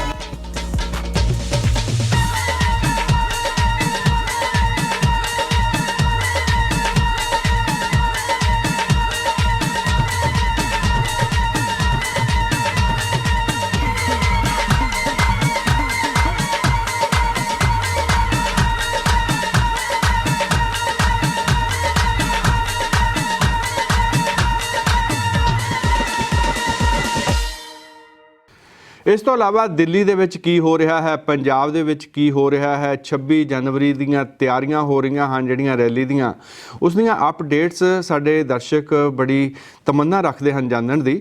ਸਾਡੇ ਦੇਸ਼ ਪ੍ਰਦੇਸ਼ ਟੀਵੀ ਤੋਂ ਇਲਾਵਾ ਜਿਹੜਾ ਸਾਡਾ YouTube ਚੈਨਲ ਹੈ ਉਸ 'ਤੇ ਹਰ ਰੋਜ਼ ਅਪਡੇਟਸ ਦੇ ਕਈ ਸੈਗਮੈਂਟਸ ਪੇਸ਼ ਕੀਤੇ ਜਾਂਦੇ ਹਨ ਔਰ ਬਹੁਤ ਸਾਰੀਆਂ ਚਰਚਾਵਾਂ ਰਹੀਆਂ। ਚਡੂਨੀ ਸਾਹਿਬ ਦੇ ਬਾਰੇ ਵੀ ਕਾਫੀ ਜਿਹੜੀ ਹੈ ਗੱਲਬਾਤ ਗਰਮ ਆ ਗਈ ਸੀ, ਪਰ ਉਹ ਮਸਲੇ ਜਿਹੜੇ ਆ ਸੁਲਝ ਗਏ ਹਨ। ਏਕਤਾ ਕਿਸਾਨਾਂ ਦੇ ਵਿੱਚ ਬਰਕਰਾਰ ਹੈ। ਬਾਕੀ ਜਿਹੜੀ 4 ਮੈਂਬਰੀ ਕਮੇਟੀ ਸੁਪਰੀਮ ਕੋਰਟ ਵੱਲੋਂ ਨਾਮਜ਼ਦ ਕੀਤੀ ਗਈ ਸੀ, ਉਸ ਦੇ ਵਿੱਚੋਂ ਭੁਪਿੰਦਰ ਸਿੰਘ ਮਾਨ ਹੁਣਾਂ ਨੇ ਅਸਤੀਫਾ ਦਿੱਤਾ। ਉਹ ਕਾਫੀ ਚਰਚਾ ਦੇ ਵਿੱਚ ਰਹੇ ਹਨ ਅਤੇ ਉਹਨਾਂ ਦੇ ਨਾਲ ਵੀ ਸਾਡੀ ਟੀਮ ਨੇ ਇੱਕ ਖਾਸ ਗੱਲਬਾਤ ਕੀਤੀ। ਕਿਸਾਨ ਆਰਗੇਨਾਈਜੇਸ਼ਨ ਨੇ ਜਿਹੜੇ ਜਦੋਜਹਿਦ ਵਿੱਚ ਨੇ, ਐਜੀਟੇਸ਼ਨ ਚੱਲ ਰਹੀ ਹੈ, ਉਹਨਾਂ ਨੇ ਇਹ ਕਲੀਅਰ ਕਰ ਦਿੱਤਾ ਸੀ ਕਿ ਅਸੀਂ ਇਸ ਕਮੇਟੀ ਕੋਲ ਨਹੀਂ ਜਾਣਾ ਤੇ ਇਸ ਕਮੇਟੀ ਦਾ ਵੈਸੇ ਹੀ ਪਰਪਸ ਖਤਮ ਹੋ ਜਾਂਦਾ। ਇਹ ਪੂਰੀ ਇੰਟਰਵਿਊ ਜਿਹੜੀ ਹੈ ਅਸੀਂ ਪ੍ਰੋਗਰਾਮ ਦੇ ਵਿੱਚ ਅੱਗੇ ਚੱਲ ਕੇ ਪੇਸ਼ ਕਰਾਂਗੇ। ਹੁਣ ਪੇਸ਼ ਹੈ ਸਾਡਾ ਲੜੀਵਾਰ ਸੈਗਮੈਂਟ ਪੰਜਾਬ ਦਾ ਖੇਤੀ ਸੰਕਟ, ਜਿਸ ਨੂੰ ਰਿਸ਼ੀ ਨਾਗਰ ਪੇਸ਼ ਕਰਦੇ ਹਨ। ਹਾਜ਼ਰ ਹੈ ਇਸ ਦੀ ਚੌਥੀ ਕਿਸ਼ਤ। ਹੁਣ ਤੱਕ ਤੁਸੀਂ ਦੇਖਿਆ ਕਿ ਭਾਰਤ ਵਿੱਚ ਅਕਾਲ ਕਿੱਥੇ ਤੇ ਕਿਉਂ ਪੈਂਦੇ ਰਹੇ, ਕਿਸ ਤਰ੍ਹਾਂ ਖੇਤੀ ਨਾਲ ਸੰਬੰਧਿਤ ਕਾਨੂੰਨ ਨਾ ਹੋਣ ਕਰਕੇ ਮੌਸਮ ਦੀ ਮਾਰ ਪੈਂਦੀ ਰਹਿਣ ਕਰਕੇ ਅਕਾਲ ਪੈਂਦੇ ਰਹੇ। ਫਿਰ ਆਜ਼ਾਦੀ ਤੋਂ ਪਹਿਲਾਂ ਪਗੜੀ ਸੰਭਾਲ ਜੱਟਾ ਲਹਿਰ ਆਈ ਤੇ ਚੰਪਾਰਨ ਦਾ ਸੱਤਿਆਗ੍ਰਹਿ ਵੀ। ਆਜ਼ਾਦੀ ਤੋਂ ਬਾਅਦ ਆਈ ਮੁਜ਼ਾਹਰਾ ਲਹਿਰ ਤੇ ਅੱਜ ਹੁਣ ਇਸ ਤੋਂ ਅੱਗੇ ਪੰਜਾਬ ਦਾ ਖੇਤੀ ਸੰਕਟ, ਭੂਤ, ਵਰਤਮਾਨ ਤੇ ਭਵਿੱਖ, the agro crisis of Punjab, past, present and future. ਕਿਸ਼ਤ ਚੌਥੀ। ਪੰਜਾਬ ਵਿੱਚ ਕਿਸਾਨੀ ਸੰਘਰਸ਼ਾਂ ਦੀ ਵਿਰਾਸਤ ਸ਼ਾਨਾ ਮੱਤੀ ਰਹੀ ਹੈ। ਅੰਗਰੇਜ਼ਾਂ ਦੇ ਰਾਜ ਤੋਂ ਆਜ਼ਾਦੀ ਹਾਸਲ ਕਰਨ ਪਿੱਛੋਂ ਭਾਰਤ ਸਰਕਾਰ ਨੇ ਅਨਾਜ ਦੀਆਂ ਲੋੜਾਂ ਨੂੰ ਪੂਰਾ ਕਰਨ ਹਿੱਤ ਕਿਸਾਨਾਂ ਨੂੰ ਸਿੰਜਾਈ ਦੀਆਂ ਸਹੂਲਤਾਂ ਦੇਣ ਵਾਸਤੇ ਭਾਖੜਾ ਡੈਮ ਪ੍ਰੋਜੈਕਟ ਸ਼ੁਰੂ ਕਰ ਦਿੱਤਾ। ਇਸ ਪ੍ਰੋਜੈਕਟ ਦੀ ਉਸਾਰੀ ਵਾਸਤੇ ਕੇਂਦਰ ਸਰਕਾਰ ਨੇ 104 ਕਰੋੜ ਰੁਪਏ ਪੰਜਾਬ ਸਰਕਾਰ ਨੂੰ ਕਰਜ਼ੇ ਦੇ ਰੂਪ ਵਿੱਚ ਦਿੱਤੇ। ਇਹ ਰਕਮ ਪੰਜਾਬ ਸਰਕਾਰ ਨੇ ਕੇਂਦਰ ਨੂੰ ਵਾਪਸ ਕਰਨੀ ਸੀ। ਥੋੜੇ ਹੀ ਸਮੇਂ ਬਾਅਦ ਮੁੱਖ ਮੰਤਰੀ ਸਰਦਾਰ ਪ੍ਰਤਾਪ ਸਿੰਘ ਕੈਰੋਂ ਦੀ ਸਰਕਾਰ ਨੇ ਇਸ ਪ੍ਰੋਜੈਕਟ ਉੱਤੇ ਹੋਏ ਖਰਚੇ ਦੀ ਭਰਪਾਈ ਵਾਸਤੇ ਕਿਸਾਨਾਂ ਉੱਤੇ ਵਾਧੂ ਟੈਕਸ ਠੋਕ ਦਿੱਤਾ। ਇਸ ਟੈਕਸ ਤਹਿਤ 1959 ਵਿੱਚ ਪੰਜਾਬ ਦੇ ਨਹਿਰੀ ਪਾਣੀ ਦੀ ਵਰਤੋਂ ਕਰਨ ਵਾਲੇ ਕਿਸਾਨਾਂ ਤੋਂ ਪ੍ਰਤੀ ਏਕੜ ਦੇ ਹਿਸਾਬ ਨਾਲ ਪੈਸੇ ਵਸੂਲਣੇ ਸ਼ੁਰੂ ਕਰ ਦਿੱਤੇ ਗਏ। ਸਰਕਾਰ ਨੇ ਇਸ ਟੈਕਸ ਨੂੰ ਖੁਸ਼ ਹੈਸੀਅਤ ਟੈਕਸ ਦਾ ਨਾਮ ਦਿੱਤਾ, ਪਰ ਪੰਜਾਬ ਸਰਕਾਰ ਦੇ ਇਸ ਫੈਸਲੇ ਦੇ ਖਿਲਾਫ ਕਿਸਾਨਾਂ ਨੇ ਸੰਘਰਸ਼ ਵਿੱਢ ਦਿੱਤਾ। ਇਹ ਘੋਲ ਪੰਜਾਬ ਦੀ ਕਿਸਾਨ ਸਭਾ ਦੀ ਅਗਵਾਈ ਵਿੱਚ ਲੜਿਆ ਗਿਆ। ਪੰਜਾਬ ਵਿੱਚ ਕਿਸਾਨ ਸਭਾ 2 ਪਾਰਟੀਆਂ, ਭਾਰਤੀ ਕਮਿਊਨਿਸਟ ਪਾਰਟੀ ਅਤੇ ਭਾਰਤੀ ਕਮਿਊਨਿਸਟ ਪਾਰਟੀ ਮਾਰਕਸਵਾਦੀ ਦੀ ਅਗਵਾਈ ਹੇਠ ਕੰਮ ਕਰ ਰਹੀ ਸੀ। ਇਸ ਸੰਘਰਸ਼ ਦੀ ਖਾਸੀਅਤ ਇਹ ਸੀ ਕਿ ਕਿਸਾਨ ਸਭਾ ਨੂੰ ਕਮਿਊਨਿਸਟ ਪਾਰਟੀਆਂ ਦੀ ਅਗਵਾਈ ਵਿੱਚ ਵਿਚਾਰਧਾਰਕ ਸੇਧ ਮਿਲ ਰਹੀ ਸੀ। ਪੰਜਾਬ ਦੀ ਕਿਸਾਨ ਸਭਾ ਦੀ ਅਗਵਾਈ ਹੇਠ ਪੰਜਾਬ ਦੇ ਕਿਸਾਨਾਂ ਨੇ ਸਰਕਾਰ ਵੱਲੋਂ ਪਾਏ ਜਾ ਰਹੇ ਇਸ ਵਾਧੂ ਭਾਰ ਦੇ ਖਿਲਾਫ ਸੰਘਰਸ਼ ਸ਼ੁਰੂ ਕਰ ਦਿੱਤਾ। ਇਸ ਸੰਘਰਸ਼ ਵਿੱਚ ਪੰਜਾਬ ਦੇ ਤਕਰੀਬਨ ਸਾਰੇ ਲੋਕ ਪੱਖੀ ਆਗੂ ਸ਼ਾਮਲ ਹੋਏ। ਇਹ ਮੋਰਚਾ 21 ਜਨਵਰੀ 1959 ਨੂੰ ਸ਼ੁਰੂ ਹੋਇਆ ਤੇ ਸਰਕਾਰ ਦੇ ਟੈਕਸ ਵਾਪਸ ਲੈਣ ਨਾਲ ਹੀ 22 ਮਾਰਚ 1959 ਨੂੰ ਸਮਾਪਤ ਹੋ ਗਿਆ। ਇਹਨਾਂ 2 ਮਹੀਨਿਆਂ ਦੌਰਾਨ ਪੰਜਾਬ ਅੰਦਰ ਇੱਕ ਤਰ੍ਹਾਂ ਦਾ ਪੁਲਿਸ ਰਾਜ ਹੀ ਸਥਾਪਿਤ ਰਿਹਾ। ਇਸ ਸੰਘਰਸ਼ ਦੌਰਾਨ ਲਗਭਗ 19,000 ਕਿਸਾਨਾਂ ਨੇ ਹਿੱਸਾ ਲਿਆ, ਜਿਨ੍ਹਾਂ ਵਿੱਚੋਂ 10,000 ਕਿਸਾਨ ਜੇਲ੍ਹਾਂ ਵਿੱਚ ਡੱਕ ਦਿੱਤੇ ਗਏ। ਜੇਲ੍ਹਾਂ ਵਿੱਚ ਬੰਦ ਕੀਤੇ ਗਏ ਕਿਸਾਨਾਂ ਵਿੱਚੋਂ 3,000 ਉੱਤੇ ਅੰਨਾ ਤਸ਼ੱਦਦ ਵੀ ਕੀਤਾ ਗਿਆ। ਇਸ ਸੰਘਰਸ਼ ਵਿੱਚ ਕੁਝ ਕਿਸਾਨਾਂ ਨੂੰ ਔਰਤਾਂ ਸਮੇਤ ਆਪਣੀ ਜਾਨ ਵੀ ਗਵਾਉਣੀ ਪਈ। ਬਾਬਾ ਭਗਤ ਸਿੰਘ ਬਿਲਗਾ ਵਰਗੇ ਦੇਸ਼ ਭਗਤ ਨੂੰ ਪੰਜਾਬ ਦੇ ਮੁੱਖ ਮੰਤਰੀ ਸਰਦਾਰ ਪ੍ਰਤਾਪ ਸਿੰਘ ਕੈਰੋਂ ਵੱਲੋਂ ਸ਼ਰੇਆਮ ਗੋਲੀ ਨਾਲ ਉਡਾਉਣ ਦੀ ਧਮਕੀ ਦੀਆਂ ਗੱਲਾਂ ਵੀ ਸਾਹਮਣੇ ਆਉਂਦੀਆਂ ਨੇ। ਇਸ ਮੋਰਚੇ ਦੌਰਾਨ ਪੰਜਾਬ ਦੇ ਕਿਸਾਨਾਂ ਉੱਤੇ ਪੰਜਾਬ ਪੁਲਿਸ ਨੇ ਹੋਰ ਤਸ਼ੱਦਦ ਕੀਤਾ। ਇਸ ਤਸ਼ੱਦਦ ਬਾਰੇ ਪੂਰੇ ਦੇਸ਼ ਵਿੱਚ ਚਰਚਾ ਹੋਈ, ਪਰ ਜਿਸ ਦਲੇਰੀ ਨਾਲ ਕਿਸਾਨਾਂ ਨੇ ਉਸ ਤਸ਼ੱਦਦ ਦਾ ਟਾਕਰਾ ਕੀਤਾ, ਉਹ ਆਪਣੇ ਆਪ ਵਿੱਚ ਅੱਜ ਵੀ ਮਿਸਾਲ ਹੈ। ਉਸ ਸਮੇਂ ਦੇ ਭਾਰਤੀ ਕਿਸਾਨ ਯੂਨੀਅਨ ਦੇ ਸਾਰੇ ਵੱਡੇ ਨੇਤਾ ਪੰਜਾਬ ਵਿੱਚ ਹਾਲਾਤ ਦਾ ਜਾਇਜ਼ਾ ਲੈਣ ਆਉਂਦੇ ਰਹੇ ਸਨ। ਆਲ ਇੰਡੀਆ ਕਿਸਾਨ ਸਭਾ ਦੇ ਤਤਕਾਲੀ ਪ੍ਰਧਾਨ A.K. ਗੋਪਾਲਨ ਵੀ ਉਸ ਵੇਲੇ ਪੰਜਾਬ ਆਏ ਸਨ। ਕਿਸਾਨ ਸਭਾਵਾਂ ਨੇ ਖੁਸ਼ ਹੈਸੀਅਤ ਟੈਕਸ ਦੇ ਮੁੱਦੇ ਉੱਤੇ ਬੜਾ ਤਕੜਾ ਕਿਸਾਨੀ ਅੰਦੋਲਨ ਖੜਾ ਕੀਤਾ। ਕਿਸਾਨਾਂ ਵੱਲੋਂ ਇਸ ਟੈਕਸ ਦੇ ਜ਼ਬਰਦਸਤ ਵਿਰੋਧ ਅੱਗੇ ਕੈਰੋਂ ਸਰਕਾਰ ਝੁਕ ਗਈ ਤੇ ਅੰਤ ਨੂੰ ਇਹ ਟੈਕਸ ਵਾਪਸ ਲੈ ਲਿਆ ਗਿਆ। ਇਹ ਸੰਘਰਸ਼ ਕੁੱਲ ਹਿੰਦ ਕਿਸਾਨ ਸਭਾ, ਖੇਤ ਮਜ਼ਦੂਰਾਂ ਸਮੇਤ ਕਿਸਾਨੀ ਦੀ ਵਿਸ਼ਾਲ ਏਕਤਾ ਉਸਾਰਨ ਵਿੱਚ ਕਾਮਯਾਬ ਹੋਇਆ। ਉਸ ਸਮੇਂ ਪੰਜਾਬ ਕਿਸਾਨ ਸਭਾ ਦੇ ਪ੍ਰਧਾਨ ਬਾਬਾ ਗੁਰਮੁਖ ਸਿੰਘ ਲਲਤੋਂ ਅਤੇ ਜਨਰਲ ਸਕੱਤਰ ਜਗਜੀਤ ਸਿੰਘ ਲਾਇਲਪੁਰੀ ਸਨ। ਬਾਕੀ ਅਗਲੀ ਕਿਸ਼ਤ ਵਿੱਚ। ਕਿਸਾਨੀ ਸੰਘਰਸ਼ ਦੇ ਨਾਲ ਸੰਬੰਧਿਤ ਬਹੁਤ ਤਰ੍ਹਾਂ ਦੀਆਂ ਸਰਗਰਮੀਆਂ ਚੱਲ ਰਹੀਆਂ ਹਨ, ਚਰਚਾ ਚੱਲ ਰਹੀਆਂ ਹਨ, ਜਿਨ੍ਹਾਂ ਦੇ ਵਿੱਚੋਂ ਸਰਕਾਰੀ ਏਜੰਸੀਆਂ ਦੀ ਜਿਹੜੀ ਦਿਨ ਰਾਤ ਦੀ ਮਿਹਨਤ ਇਹ ਹੈ ਕਿ ਕਿਸੇ ਨਾ ਕਿਸੇ ਤਰ੍ਹਾਂ ਇਸ ਸੰਗਠਨ ਜਿਹੜੀ ਏਕਤਾ ਹੈ ਕਿਸਾਨ ਯੂਨੀਅਨਾਂ ਦੇ ਵਿੱਚ, ਇਹਨਾਂ ਦੇ ਵਿੱਚ ਤਰੇੜ ਪਾਈ ਜਾਵੇ। ਸੋ ਤੁਸੀਂ ਵੱਖ-ਵੱਖ ਤਰ੍ਹਾਂ ਦੀਆਂ ਖਬਰਾਂ ਸੁਣਦੇ ਰਹਿੰਦੇ ਹੋ। ਚਡੂਨੀ ਸਾਹਿਬ ਦੇ ਬਾਰੇ ਵੀ ਬੜਾ ਉਛਾਲਿਆ ਗਿਆ ਇਹਨਾਂ ਖਬਰਾਂ ਨੂੰ ਕਿ ਉਹ ਸਰਕਾਰੀ ਜਿਹੜੇ ਜਾਂ ਫਿਰ ਪੋਲੀਟੀਕਲ ਜਿਹੜੇ ਨੇਤਾ ਹਨ ਉਹਨਾਂ ਨਾਲ ਕਿਉਂ ਮਿਲੇ। ਖੈਰ ਇਹ ਮਸਲੇ ਸੁਲਝਾ ਲਏ ਗਏ ਹਨ, ਪਰ ਸੁਪਰੀਮ ਕੋਰਟ ਵੱਲੋਂ ਜਿਹੜੀ 4 ਮੈਂਬਰੀ ਕਮੇਟੀ ਬਣਾਈ ਗਈ ਸੀ ਉਸ ਦੇ ਉੱਤੇ ਵੀ ਚਾਰੇ ਪਾਸਿਆਂ ਤੋਂ ਉਂਗਲਾਂ ਉੱਠੀਆਂ ਔਰ ਕਿਸਾਨ ਯੂਨੀਅਨ ਨੇ ਸਾਫ਼ ਕਹਿ ਦਿੱਤਾ ਸੀ ਕਿ ਅਸੀਂ ਇਹਨਾਂ ਦੇ ਅੱਗੇ ਪੇਸ਼ ਨਹੀਂ ਹੋਣਾ। ਔਰ ਭੁਪਿੰਦਰ ਸਿੰਘ ਮਾਨ ਹੁਣਾਂ ਨੇ ਫਿਰ ਇਹਨਾਂ ਚਰਚਾਵਾਂ ਤੋਂ ਬਾਅਦ ਅਸਤੀਫਾ ਦੇ ਦਿੱਤਾ। ਬਹੁਤ ਸਾਰੇ ਸਵਾਲ ਜਿਹੜੇ ਹਨ ਲੋਕਾਂ ਦੇ ਮਨਾਂ ਦੇ ਵਿੱਚ ਹਨ, ਜਿਨ੍ਹਾਂ ਨੂੰ ਮੱਦੇਨਜ਼ਰ ਰੱਖਦੇ ਹੋਏ ਸਾਡੇ ਮਨਪ੍ਰੀਤ ਰੰਧਾਵਾ ਜਿਹੜੇ ਕਿ ਸੀਨੀਅਰ ਪੱਤਰਕਾਰ ਹਨ ਚੰਡੀਗੜ੍ਹ ਦੇ ਵਿੱਚ ਦੇਸ਼ ਪ੍ਰਦੇਸ਼ ਟੀਵੀ ਦੇ, ਉਹਨਾਂ ਨੇ ਫਿਰ ਮਾਨ ਸਾਹਿਬ ਦੇ ਨਾਲ ਇੱਕ ਵਿਸ਼ੇਸ਼ ਗੱਲਬਾਤ ਕੀਤੀ ਜਿਹੜੀ ਕਿ ਅਸੀਂ ਆਪਣੇ ਦਰਸ਼ਕਾਂ ਦੇ ਵਾਸਤੇ ਪੇਸ਼ ਕਰ ਰਹੇ ਹਾਂ। ਸਵਾਗਤ ਹੈ ਤੁਹਾਡਾ ਸਾਰਿਆਂ ਦਾ ਦੇਸ਼ ਪ੍ਰਦੇਸ਼ ਟੀਵੀ ਦੇ ਵਿੱਚ। ਮੈਂ ਮਨਪ੍ਰੀਤ ਰੰਧਾਵਾ। ਇਸ ਟਾਈਮ ਅਸੀਂ ਮੋਹਾਲੀ ਹਾਂ। ਦੋਸਤੋ ਅੱਜ ਅਸੀਂ ਗੱਲ ਕਰਨ ਜਾ ਰਹੇ ਹਾਂ ਭੁਪਿੰਦਰ ਸਿੰਘ ਮਾਨ ਹੋਣਾ ਨਾਲ। ਸੁਪਰੀਮ ਕੋਰਟ ਵੱਲੋਂ ਇੱਕ ਪੈਨਲ ਬਣਾਇਆ ਗਿਆ ਸੀ 4 ਮੈਂਬਰੀ। ਜਦੋਂ ਉਹਨਾਂ ਨੇ ਅਸਤੀਫਾ ਦੇ ਦਿੱਤਾ ਤੇ ਬਹੁਤ ਲੋਕੀ ਜਿਹੜੇ ਆ ਉਹ ਹੈਰਾਨ ਹੋ ਗਏ ਔਰ ਉਸ ਤੋਂ ਬਾਅਦ ਕਈ ਤਰ੍ਹਾਂ ਦੀਆਂ ਗੱਲਾਂ ਉੱਠੀਆਂ। ਉਹਨਾਂ ਦੀ ਚਿੱਠੀ ਵੀ ਚੱਲੀ, ਜਿਹੜਾ ਉਹਨਾਂ ਨੇ 1 ਪੇਜ ਦਾ ਰੈਜ਼ਿਗਨੇਸ਼ਨ ਦਿੱਤਾ ਸੀ ਸੁਪਰੀਮ ਕੋਰਟ ਦਾ, ਉਹ 'ਚ ਉਹਨਾਂ ਨੇ ਧੰਨਵਾਦ ਵੀ ਕੀਤਾ ਸੀ। ਆਓ ਇਹਨਾਂ ਸਾਰੀਆਂ ਗੱਲਾਂ ਬਾਤਾਂ ਬਾਰੇ ਆਪਾਂ ਉਹਨਾਂ ਤੋਂ ਹੀ ਜਾਣਦੇ ਆ ਕਿ ਕਿਉਂ ਉਹਨਾਂ ਨੇ ਰੈਜ਼ਿਗਨੇਸ਼ਨ ਦਿੱਤਾ, ਕੀ ਉਹਨਾਂ ਨੂੰ ਲੋੜ ਪੈਗੀ ਤੇ ਇਸ ਟਾਈਮ ਉਹਨਾਂ ਦਾ ਕੀ ਸਟੈਂਡ ਆ। ਸਵਾਗਤ ਹੈ ਤੁਹਾਡਾ ਭੁਪਿੰਦਰ ਸਿੰਘ ਮਾਨ ਜੀ ਦੇਸ਼ ਪ੍ਰਦੇਸ਼ ਟੀਵੀ ਦੇ। ਸਾਨੂੰ ਇਹ ਦੱਸੋ ਕਿ ਜਿਹੜਾ ਰੈਜ਼ਿਗਨੇਸ਼ਨ ਤੁਸੀਂ ਦਿੱਤਾ ਇਸ ਪੈਨਲ ਤੋਂ, ਇਹਦੀ ਜ਼ਰੂਰਤ ਕਿਉਂ ਪਈ? ਇਸ ਕਰਕੇ ਕਿ ਜਿਹੜੀ ਜ਼ਿੰਮੇਵਾਰੀ ਆਨਰੇਬਲ ਸੁਪਰੀਮ ਕੋਰਟ ਨੇ ਮੇਰੇ ਉੱਤੇ ਲਾਈ ਔਰ ਮੇਰੇ ਤੇ ਵਿਸ਼ਵਾਸ ਪ੍ਰਗਟ ਕੀਤਾ, ਉਹਦੇ 'ਚ ਇੱਕ ਸੀ ਕਿ ਮੈਂ ਜਿਹੜੀਆਂ ਫਾਰਮਰਸ ਬਾਡੀਜ਼ ਨੇ ਉਹਨਾਂ ਨਾਲ ਗੱਲਬਾਤ ਕਰਕੇ ਤੇ ਕੋਈ ਨਾ ਕੁਝ ਹੱਲ ਕਿਸੇ ਤਰੀਕੇ ਨਾਲ ਨਿਕਲਦਾ ਹੋਵੇ ਤੇ ਗੱਲ ਕਰੀਏ ਤੇ ਸੁਪਰੀਮ ਕੋਰਟ ਨੂੰ ਉਹਦੇ ਬਾਰੇ ਆਪਣਾ ਵਿਚਾਰ ਦਈਏ। ਇਹ ਉਸ ਪੈਨਲ ਦਾ ਜ਼ਿੰਮੇਵਾਰੀ ਸੀ। ਲੇਕਿਨ ਜਦੋਂ ਇਹ ਅਨਾਉਂਸ ਹੋਇਆ 12 ਤਰੀਕ ਨੂੰ, ਜਿਹਦੇ 'ਚੋਂ ਕਾਫੀ ਇਸ ਤਰ੍ਹਾਂ ਦੀ ਵੀ ਗੱਲ ਹੋਈ ਕਿ ਨਾਂ ਦੀ ਕਨਫਿਊਜ਼ਨ ਸੀ ਬੜੀ। ਮੈਨੂੰ ਕੁਝ ਮਿੱਤਰਾਂ ਨੇ ਆਖਿਆ ਕਿ ਤੇਰਾ ਨਾਂ ਹੈ ਉਹ ਨਾਂ ਹੈ, ਲੇਕਿਨ ਨਾਂ ਗਲਤ ਬੋਲਦੇ ਸੀ।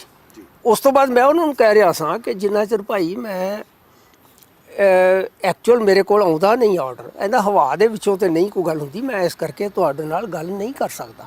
ਮੈਂ ਫੋਨ ਬੰਦ ਕਰ ਦਿੱਤਾ ਸੀ ਜੀ। 14 ਤਰੀਕ ਨੂੰ ਮੈਨੂੰ ਆਫੀਸ਼ੀਅਲ ਇਹ ਲੈਟਰ ਆਈ ਸੁਪਰੀਮ ਕੋਰਟ ਵੱਲੋਂ। ਸੁਪਰੀਮ ਕੋਰਟ ਵੱਲੋਂ। ਕਿਸ ਐਡਰੈਸ ਤੇ ਆਈ ਸੀ? ਇੱਥੇ ਜੀ, ਇੱਥੇ ਮੋਹਾਲੀ ਜੀ, ਇੱਥੇ ਆਈ ਹੈ। ਪਰਸਨਲ ਆਈ ਆ ਕੇ ਬੰਦਾ ਆਪ ਦੇ ਕੇ ਗਿਆ ਜੀ। ਮੈਨੂੰ ਪਤਾ ਸੀ ਕਿ ਮੈਂ ਇਹ ਕਮੇਟੀ 'ਚ ਨਹੀਂ ਰਹਿਣਾ। ਤੁਹਾਨੂੰ ਪਹਿਲਾਂ ਹੀ ਪਤਾ ਸੀ ਕਿ ਤੁਸੀਂ ਇਸ ਕਮੇਟੀ 'ਚ ਨਹੀਂ ਰਹਿਣਾ? ਮਨ ਬਣਾਇਆ ਸੀ, ਲੇਕਿਨ ਮੇਰੇ ਕੋਲ ਆਫੀਸ਼ੀਅਲੀ ਆਵੇ ਤਾਂ ਸਹੀ। ਪਹਿਲਾਂ ਅੱਛਾ, ਲੇਕਿਨ ਜੇ ਆਉਂਦੀ ਤਾਂ ਤੁਸੀਂ ਪਹਿਲਾਂ ਹੀ ਮਨ ਬਣਾਇਆ ਹੋਇਆ ਸੀ ਕਿ ਤੁਸੀਂ ਇਹਦੇ ਨਾਲ ਨਹੀਂ ਜੁੜਨਾ। ਉਹਦੀ ਵਜ੍ਹਾ ਇਹ ਸੀ ਕਿ ਜਿੰਨੀਆਂ ਕਿਸਾਨ ਆਰਗੇਨਾਈਜੇਸ਼ਨ ਨੇ ਜਿਹੜੇ ਜਦੋਜਹਿਦ ਵਿੱਚ ਨੇ, ਐਜੀਟੇਸ਼ਨ ਚੱਲ ਰਹੀ ਹੈ, ਉਹਨਾਂ ਨੇ ਇਹ ਕਲੀਅਰ ਕਰ ਦਿੱਤਾ ਸੀ ਕਿ ਅਸੀਂ ਇਸ ਕਮੇਟੀ ਕੋਲ ਨਹੀਂ ਜਾਣਾ। ਓਕੇ। ਤੇ ਇਸ ਕਮੇਟੀ ਦਾ ਵੈਸੇ ਹੀ ਪਰਪਸ ਖਤਮ ਹੋ ਜਾਂਦਾ, ਮੈਂ ਸਮਝਦਾ ਸਾਂ। ਤੇ ਇਸ ਕਰਕੇ ਮੈਨੂੰ ਇਹ ਸੀ ਵੀ ਮੈਂ ਪਹਿਲਾਂ ਤੇ ਇਹਦੇ ਤੇ ਕੋਈ ਕਮੈਂਟ ਕਰ ਨਹੀਂ ਸਕਦਾ, ਕਿਉਂਕਿ ਜਿੰਨਾ ਚਿਰ ਮੇਰੇ ਕੋਲ ਅਧਿਕਾਰਤ ਕੁਝ ਨਹੀਂ ਆਉਂਦਾ। ਜਦੋਂ ਮੇਰੇ ਕੋਲ ਅਧਿਕਾਰਤ 12 ਵਜੇ ਆਇਆ, ਫਿਰ ਮੇਰੇ ਤੇ ਇੱਕ ਨੈਤਿਕ ਜ਼ਿੰਮੇਵਾਰੀ ਮੈਨੂੰ ਲੱਗਦਾ ਸੀ ਹੈ ਕਿ ਮੇਰੇ ਤੇ ਆਨਰੇਬਲ ਸੁਪਰੀਮ ਕੋਰਟ ਨੇ, ਚੀਫ ਜਸਟਿਸ ਆਫ ਇੰਡੀਆ ਨੇ ਵਿਸ਼ਵਾਸ ਪ੍ਰਗਟ ਕੀਤਾ, ਇੱਕ ਜ਼ਿੰਮੇਵਾਰੀ ਪਾਈ ਹੈ, ਤੇ ਮੈਂ ਉਹਨਾਂ ਨਾਲ ਗੱਲ ਜ਼ਰੂਰ ਕਰਨੀ ਮੈਂ ਚਾਹਾਂਗਾ ਇਹ ਫੈਸਲਾ ਕਰਨ ਤੋਂ ਪਹਿਲਾਂ। ਮੈਂ ਕੋਸ਼ਿਸ਼ ਕੀਤੀ ਉਹਨਾਂ ਨਾਲ ਤਾਲਮੇਲ ਕਰਨ ਦੀ। ਮੈਂ ਕੁਝ ਦੇਰ ਬਾਅਦ ਮੈਂ ਸਫਲ ਹੋ ਗਿਆ। ਮੇਰੀ ਗੱਲ ਹੋਈ ਚੀਫ ਜਸਟਿਸ ਆਫ ਇੰਡੀਆ ਨਾਲ। ਅੱਛਾ, ਤੁਹਾਡੀ ਫੋਨ ਤੇ ਗੱਲ ਹੋਈ? ਜੀ ਹੋਈ। ਅੱਛਾ। ਮੈਂ ਉਹਨਾਂ ਨੂੰ ਆਪਣੀ ਪੋਜੀਸ਼ਨ ਦੱਸੀ ਕਿ ਮੈਂ ਇਸ ਕਮੇਟੀ 'ਚ ਨਹੀਂ ਰਹਿਣਾ ਚਾਹੁੰਦਾ। ਓਕੇ। ਤੁਹਾਡਾ ਕੀ ਕਾਰਨ ਸੀ ਕਿ ਤੁਸੀਂ ਕਿਹਾ ਮੈਂ ਨਹੀਂ ਰਹਿਣਾ ਚਾਹੁੰਦਾ? 3 ਜੀ। ਨੰਬਰ 1 ਕਿ ਮੇਰਾ ਆਪਣਾ ਮੇਰੀਆਂ ਭਾਵਨਾ ਜੀ। ਨੰਬਰ 2 ਮੇਰੇ ਫਾਰਮਰਸ ਪਰਿਵਾਰ ਦੀਆਂ ਭਾਵਨਾ ਜੀ। ਨੰਬਰ 3 ਉਹ ਭਾਵਨਾਵਾਂ ਜਿਹੜੀਆਂ ਉੱਥੇ ਸੰਘਰਸ਼ ਕਰ ਰਹੇ, ਜਦੋਜਹਿਦ ਕਰ ਰਹੇ ਨੇ, ਉਹਨਾਂ ਦੀਆਂ ਭਾਵਨਾਵਾਂ ਕਿ ਉਹ ਆਉਂਦੇ ਨੇ ਅਸੀਂ ਤੇ ਸਾਹਮਣੇ ਆਉਣਾ ਹੀ ਨਹੀਂ। ਦੇਖੋ ਨਾ, ਇਹ ਚੀਜ਼ਾਂ ਸਾਹਮਣੇ ਕਰਕੇ ਤੇ ਮੈਂ ਉਹਨਾਂ ਨੂੰ ਆਖਿਆ ਵੀ ਮੈਂ ਖਿਮਾ ਚਾਹਾਂਗਾ, ਮੈਂ ਖਿਮਾ ਜਾਚਨਾ ਉਹਨਾਂ ਕੋਲੋਂ ਕੀਤੀ। ਜਦੋਂ ਇਹ ਤੁਸੀਂ ਗੱਲ ਕਰ ਰਹੇ ਸੀ, ਕਿਤੇ ਐਸਏ ਬੋਬਡੇ ਸਾਹਿਬ ਜਿਹੜੇ ਚੀਫ ਜਸਟਿਸ ਆਫ ਇੰਡੀਆ, ਕਿਤੇ ਉਹਨਾਂ ਨੇ ਥੋੜਾ ਇਨਸਿਸਟ ਕੀਤਾ ਕਿ ਨਹੀਂ ਤੁਹਾਡਾ ਰਹਿਣਾ ਬਹੁਤ ਜ਼ਰੂਰੀ ਹੈ ਤਾਂ ਕਿ ਜਿਹੜੀ ਪੈਨਲ ਦੀ ਵਿਸ਼ਵਸਨੀਯਤਾ ਜਾਂ ਇਸ ਦਾ ਜਿਹੜਾ ਟਰਸਟ ਆ ਉਹ ਬਣਿਆ ਰਹੇ? ਠੀਕ ਹੈ, ਲੇਕਿਨ ਹੈ ਸੀ, ਲੇਕਿਨ ਮੈਂ ਉਹਨਾਂ ਨੂੰ ਜਦੋਂ ਦੱਸਿਆ ਤੇ ਉਹਨਾਂ ਨੇ ਸਮਝਿਆ ਵੀ ਠੀਕ ਹੈ, ਜਿਸ ਤਰ੍ਹਾਂ ਇੱਛਾ ਦੀ ਗੱਲ ਹੈ। ਕਿੰਨੇ ਕੁ ਮਿੰਟ ਤੁਹਾਡੀ ਗੱਲ ਹੋਈ ਜੀ? ਮੇਰਾ ਗੱਲ ਕਹਿ ਸਕਦਾ 2-3 ਮਿੰਟ। ਤੇ ਬਹੁਤ ਚੀਫ ਜਸਟਿਸ ਸਾਹਿਬ ਨਾਲ ਮੇਰੀ ਲੰਬੀ ਕਿੰਨੀ ਕੁ ਗੱਲ ਹੋ ਸਕਦੀ ਹੈ ਜੀ। ਤੇ ਉਸ ਤੋਂ ਬਾਅਦ ਮੈਂ ਫਰੀ ਹੋ ਗਿਆ। ਮੈਂ ਆਪਣਾ ਤੁਹਾਨੂੰ ਦੱਸਿਆ ਵੀ 12 ਤੋਂ ਹੀ ਆਪਣਾ ਫੋਨ ਬੰਦ ਕੀਤਾ ਹੋਇਆ ਸੀ। ਫਿਰ ਜਿਹੜਾ ਇਸ ਗੱਲ ਦੇ ਪ੍ਰੈਸ ਨੋਟ ਮੈਂ ਰਿਲੀਜ਼ ਕਰ ਦਿੱਤਾ। ਅੱਛਾ, ਤੁਸੀਂ ਇਮੀਡੀਏਟਲੀ ਉਦੋਂ ਰਿਲੀਜ਼ ਕਰਤਾ? ਮੈਂ ਉਹ ਪੌਣੇ 2 ਵਜੇ ਕਿਉਂਕਿ 12 ਵਜੇ ਮੈਨੂੰ ਆਈ, ਅੱਧਾ ਘੰਟਾ ਪੌਣਾ ਘੰਟਾ ਚੀਫ ਜਸਟਿਸ ਨਾਲ ਗੱਲ ਕਰਦਿਆਂ ਲੱਗ ਗਿਆ। ਉਦੋਂ ਬਾਅਦ ਮੈਂ ਉਹ ਡਰਾਫਟ ਕਰਨਾ ਸੀ, ਡਰਾਫਟ ਕਰਕੇ ਤੇ ਮਾਨ ਸਾਹਿਬ ਇੱਕ ਗੱਲ ਉਹ 'ਚ ਇਹ ਆ ਰਹੀ ਸੀ ਕਿ ਜਿਸ ਟਾਈਮ ਤੁਹਾਡਾ ਰੈਜ਼ਿਗਨੇਸ਼ਨ ਆਉਂਦਾ ਉਸ ਟਾਈਮ ਤੁਹਾਨੂੰ ਯਾਦ ਆ ਕਿ ਤੁਹਾਡੀ ਇੱਕ ਪੰਜਾਬ ਦੀ ਇਕਾਈ ਆ ਭਾਰਤੀ ਕਿਸਾਨ ਯੂਨੀਅਨ ਮਾਨ ਗਰੁੱਪ ਦੀ ਜਿਹੜੀ ਪ੍ਰੈਸ ਕਾਨਫਰੰਸ ਚੱਲ ਰਹੀ ਸੀ, ਉਹ ਵੀ ਕੋਈ ਮੀਟਿੰਗ ਕਰ ਰਹੇ ਸੀ। ਸਡਨਲੀ ਜਦੋਂ ਤੁਹਾਡਾ ਉਸੇ ਟਾਈਮ ਰੈਜ਼ਿਗਨੇਸ਼ਨ ਦਾ, ਕਈਆਂ ਦਾ ਇਹ ਇੰਟਰਪ੍ਰੀਟੇਸ਼ਨ ਹੈ ਕਿ ਸ਼ਾਇਦ ਮਾਨ ਸਾਹਿਬ ਨੂੰ ਪਤਾ ਲੱਗ ਗਿਆ ਸੀ ਕਿ ਸ਼ਾਇਦ ਮੈਨੂੰ ਇਸ ਯੂਨੀਅਨ ਤੋਂ ਕੋਈ ਵੱਖਰਾ ਨਾ ਕਰ ਦੇਣ। ਇਸ ਤਰ੍ਹਾਂ ਦੀ ਕੋਈ ਗੱਲ ਸੀ? ਨਹੀਂ, ਬਿਲਕੁਲ ਵੀ ਨਹੀਂ, ਬਿਲਕੁਲ ਇਦਾਂ ਦੀ ਕੋਈ ਗੱਲ ਨਹੀਂ। ਮੈਂ ਜਿਸ ਪ੍ਰੋਸੈਸ ਵਿੱਚ ਸਾਂ ਉਸੇ ਸਾਂ। ਮੈਂ ਪਤਾ ਕਿੱਦਾਂ ਲੱਗਣਾ ਸੀ, ਮੈਂ ਤੇ ਆਪਣਾ ਫੋਨ ਬੰਦ ਕੀਤੇ ਨੇ। ਮੈਂ ਜਦੋਂ ਕਰ ਦਿੱਤਾ ਉਸ ਤੋਂ ਬਾਅਦ ਵਾਕਿਆ ਹੀ ਮੈਨੂੰ ਪਤਾ ਲੱਗਾ ਕਿ ਕੁਝ ਮਿੱਤਰਾਂ ਦੇ ਕੋਈ ਗਿਲੇ ਨੇ, ਕੋਈ ਸ਼ੰਕੇ ਨੇ, ਲੇਕਿਨ ਉਹ ਸਾਡਾ ਇੱਕ ਪਰਿਵਾਰ ਹੈ ਜੀ। ਜਿਸ ਤਰ੍ਹਾਂ ਤੁਹਾਡੇ ਨਾਮ ਆਏ ਆ, ਮੈਂ ਇਹ ਜਾਣਨਾ ਸਾਰਿਆਂ ਲਈ, ਸਾਡੇ ਲਈ ਬਹੁਤ ਜ਼ਰੂਰੀ ਹੈ ਕਿ ਸੁਪਰੀਮ ਕੋਰਟ ਨੇ ਜਿਹੜੇ ਤੁਹਾਡੇ ਨਾਮ ਆ ਉਹ ਕਿਸ ਤਰ੍ਹਾਂ ਸਾਰਿਆਂ ਦੇ ਜਿਹੜੇ ਆ ਉਹ ਸਿਲੈਕਟ ਕੀਤੇ ਆ? ਕੀ ਸੈਂਟਰ ਸਰਕਾਰ ਵੱਲੋਂ ਆਏ ਸੀ ਜਾਂ ਜਿਹੜੇ ਇਹ ਚਾਰੇ ਨਾਮ ਇਹ ਕਿੱਥੋਂ ਆਏ ਆ, ਉਹਨਾਂ ਕੋਲੇ ਕਿਸ ਤਰ੍ਹਾਂ ਗਏ ਨੇ?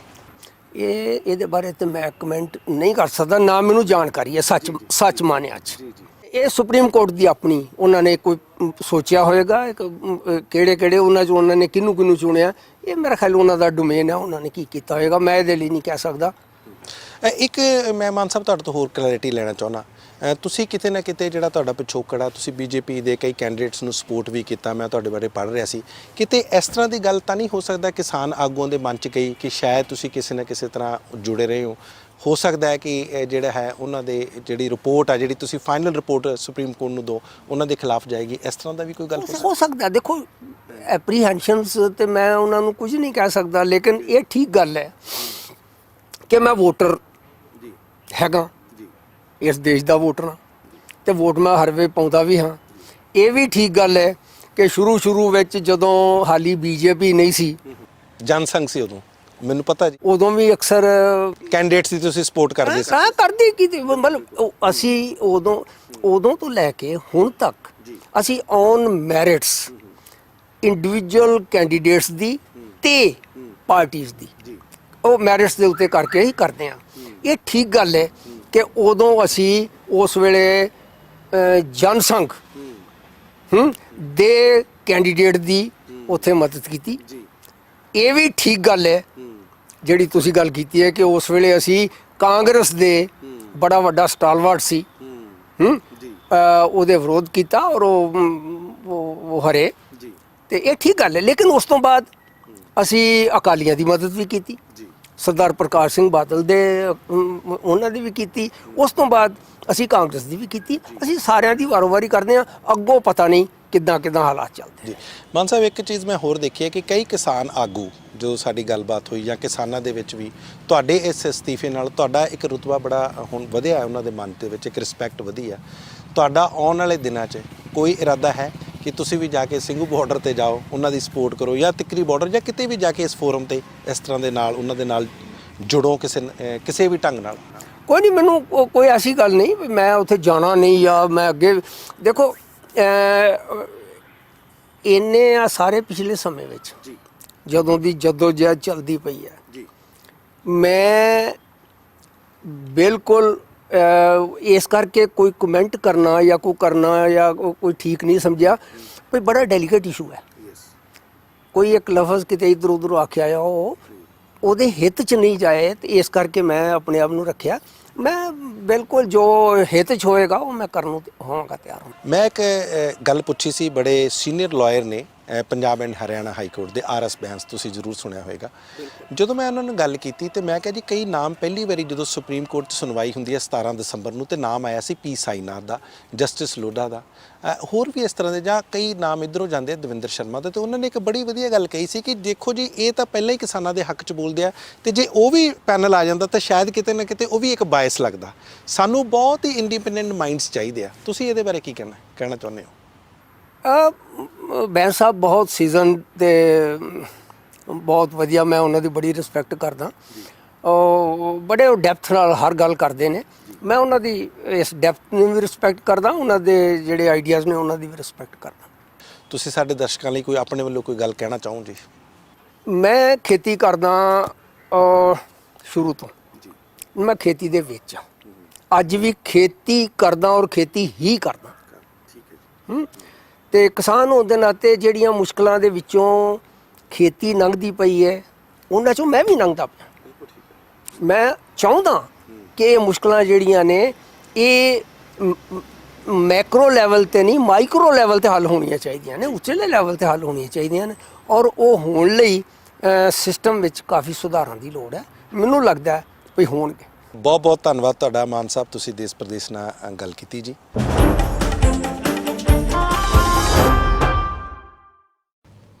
ਦੇਸ਼ ਪ੍ਰਦੇਸ਼ ਟੀਵੀ ਪ੍ਰੋਗਰਾਮ ਪਿਛਲੇ 28 ਸਾਲਾਂ ਤੋਂ ਕੈਨੇਡਾ ਦੇ ਘਰ ਦੇ ਵਿੱਚ ਵੇਖਿਆ ਜਾਣ ਵਾਲਾ ਟੀਵੀ ਪ੍ਰੋਗਰਾਮ ਹੈ, ਜਿਹੜਾ ਕਿ ਅੱਜਕੱਲ YouTube ਦੇ ਰਾਹੀਂ ਦੁਨੀਆ ਭਰ ਦੇ ਵਿੱਚ ਵੇਖਿਆ ਜਾਂਦਾ ਹੈ। ਬਾਕੀ ਇਸ ਤੋਂ ਇਲਾਵਾ YouTube ਦੇ ਉੱਤੇ ਜਿਹੜਾ ਦੇਸ਼ ਪ੍ਰਦੇਸ਼ ਟੀਵੀ ਚੈਨਲ ਐਸਟੈਬਲਿਸ਼ ਕੀਤਾ ਗਿਆ ਹੈ, ਇਸ ਦੇ ਵਿੱਚ ਸਿਰਫ ਇਹ ਪ੍ਰੋਗਰਾਮ ਹੀ ਨਹੀਂ ਬਲਕਿ ਹੋਰ ਬਹੁਤ ਸਾਰੇ ਸੈਗਮੈਂਟਸ ਰੋਜ਼ਾਨਾ ਅਪਲੋਡ ਕੀਤੇ ਜਾਂਦੇ ਹਨ। ਤਾਜ਼ਾ ਖਬਰਾਂ ਜਿਨ੍ਹਾਂ ਦੇ ਵਿੱਚ ਅੱਜਕੱਲ ਤਾਂ ਫਿਰ ਚਰਚਾ ਕਿਸਾਨੀ ਸੰਘਰਸ਼ ਦੀ ਹੀ ਹੈ। ਪੰਜਾਬ ਤੋਂ ਅਤੇ ਦਿੱਲੀ ਤੋਂ ਸਾਡੀ ਟੀਮ ਜਿਹੜੀ ਹੈ ਰੋਜ਼ਾਨਾ ਰਿਪੋਰਟਸ ਕਰਦੀ ਹੈ ਸੈਗਮੈਂਟਸ ਪੇਸ਼ ਕੀਤੇ ਜਾਂਦੇ ਹਨ। ਔਰ ਇਸ ਤੋਂ ਇਲਾਵਾ ਜਿਹੜੇ ਦੇਸ਼ ਪ੍ਰਦੇਸ਼ ਟੈਲੀਵਿਜ਼ਨ ਪ੍ਰੋਗਰਾਮ ਦੇ ਵਿੱਚ ਵੀ ਕੋਈ ਖਾਸ ਸੈਗਮੈਂਟਸ ਹੁੰਦੇ ਹਨ, ਇਹਨਾਂ ਨੂੰ ਵੀ ਅਸੀਂ ਉਸ YouTube ਚੈਨਲ ਦੇ ਉੱਤੇ ਪੋਸਟ ਕਰ ਦਿੰਦੇ ਹਾਂ ਤਾਂ ਕਿ ਦਰਸ਼ਕ ਜਦੋਂ ਵੀ ਚਾਹਣ ਉਹ ਪ੍ਰੋਗਰਾਮ ਜਿਹੜੇ ਹਨ ਉਹ ਸੈਗਮੈਂਟਸ ਵੇਖ ਸਕਣ। ਹੁਣ ਤੁਹਾਡੇ ਵਾਸਤੇ ਇੱਕ ਪੰਜਾਬ ਦੇ ਪੇਂਡੂ ਸੱਭਿਆਚਾਰ ਦੇ ਨਾਲ ਗੁੜੁੱਚ, ਇੱਕ ਅਮੀਰ ਸੱਭਿਆਚਾਰ ਦੇ ਨਾਲ ਗੁੜੁੱਚ ਗੀਤ ਪੇਸ਼ ਕਰਨਾ ਹੈ, ਜਿਹੜਾ ਕਿ ਬਹੁਤ ਸਾਲ ਪਹਿਲਾਂ ਆਸਟਰੀਆ ਵਾਲੇ ਧੀਰੇ ਦੀ ਆਵਾਜ਼ ਦੇ ਵਿੱਚ ਮਿਊਜ਼ਿਕ ਵੇਵਜ਼ ਵੱਲੋਂ ਐਲਬਮ ਰਿਲੀਜ਼ ਕੀਤੀ ਗਈ ਸੀ ਸੱਜਣਾ। ਉਸ ਦੇ ਵਿੱਚੋਂ ਇਹ ਇਸ ਦਾ ਪਹਿਲਾ ਟਰੈਕ ਸੀ।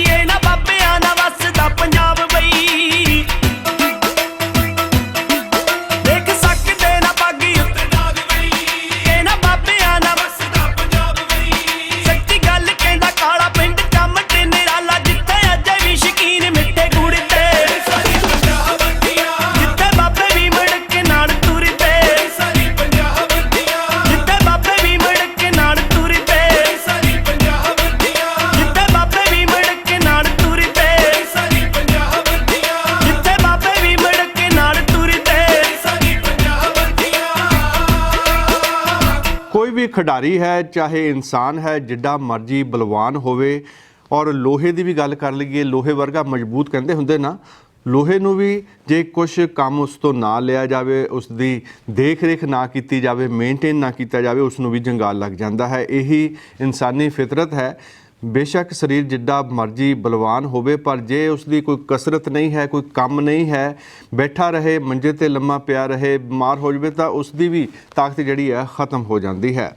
ਔਰ ਪੰਜਾਬ ਦੇ ਬਾਰੇ ਵੀ ਬਹੁਤ ਸਾਰੀਆਂ ਗੱਲਾਂ ਕਹੀਆਂ ਜਾ ਰਹੀਆਂ ਸਨ, ਪਰ ਪੰਜਾਬ ਦੀ ਜਦੋਂ ਅਣਖ ਨੂੰ ਵੰਗਾਰਿਆ ਗਿਆ, ਉਸ ਦੀ ਪੱਗ ਨੂੰ ਹੱਥ ਪਾਇਆ, ਉਸ ਦੇ ਗਲੇ ਨੂੰ ਹੀ ਹੱਥ ਪਾ ਲਿਆ ਕਿ ਇਸ ਦੀ ਹੋਂਦ ਹੀ ਖਤਮ ਕਰ ਦਿੱਤੀ ਜਾਵੇ, ਤਾਂ ਅੱਜ ਨਤੀਜਾ ਤੁਹਾਡੇ ਸਾਹਮਣੇ ਹੈ।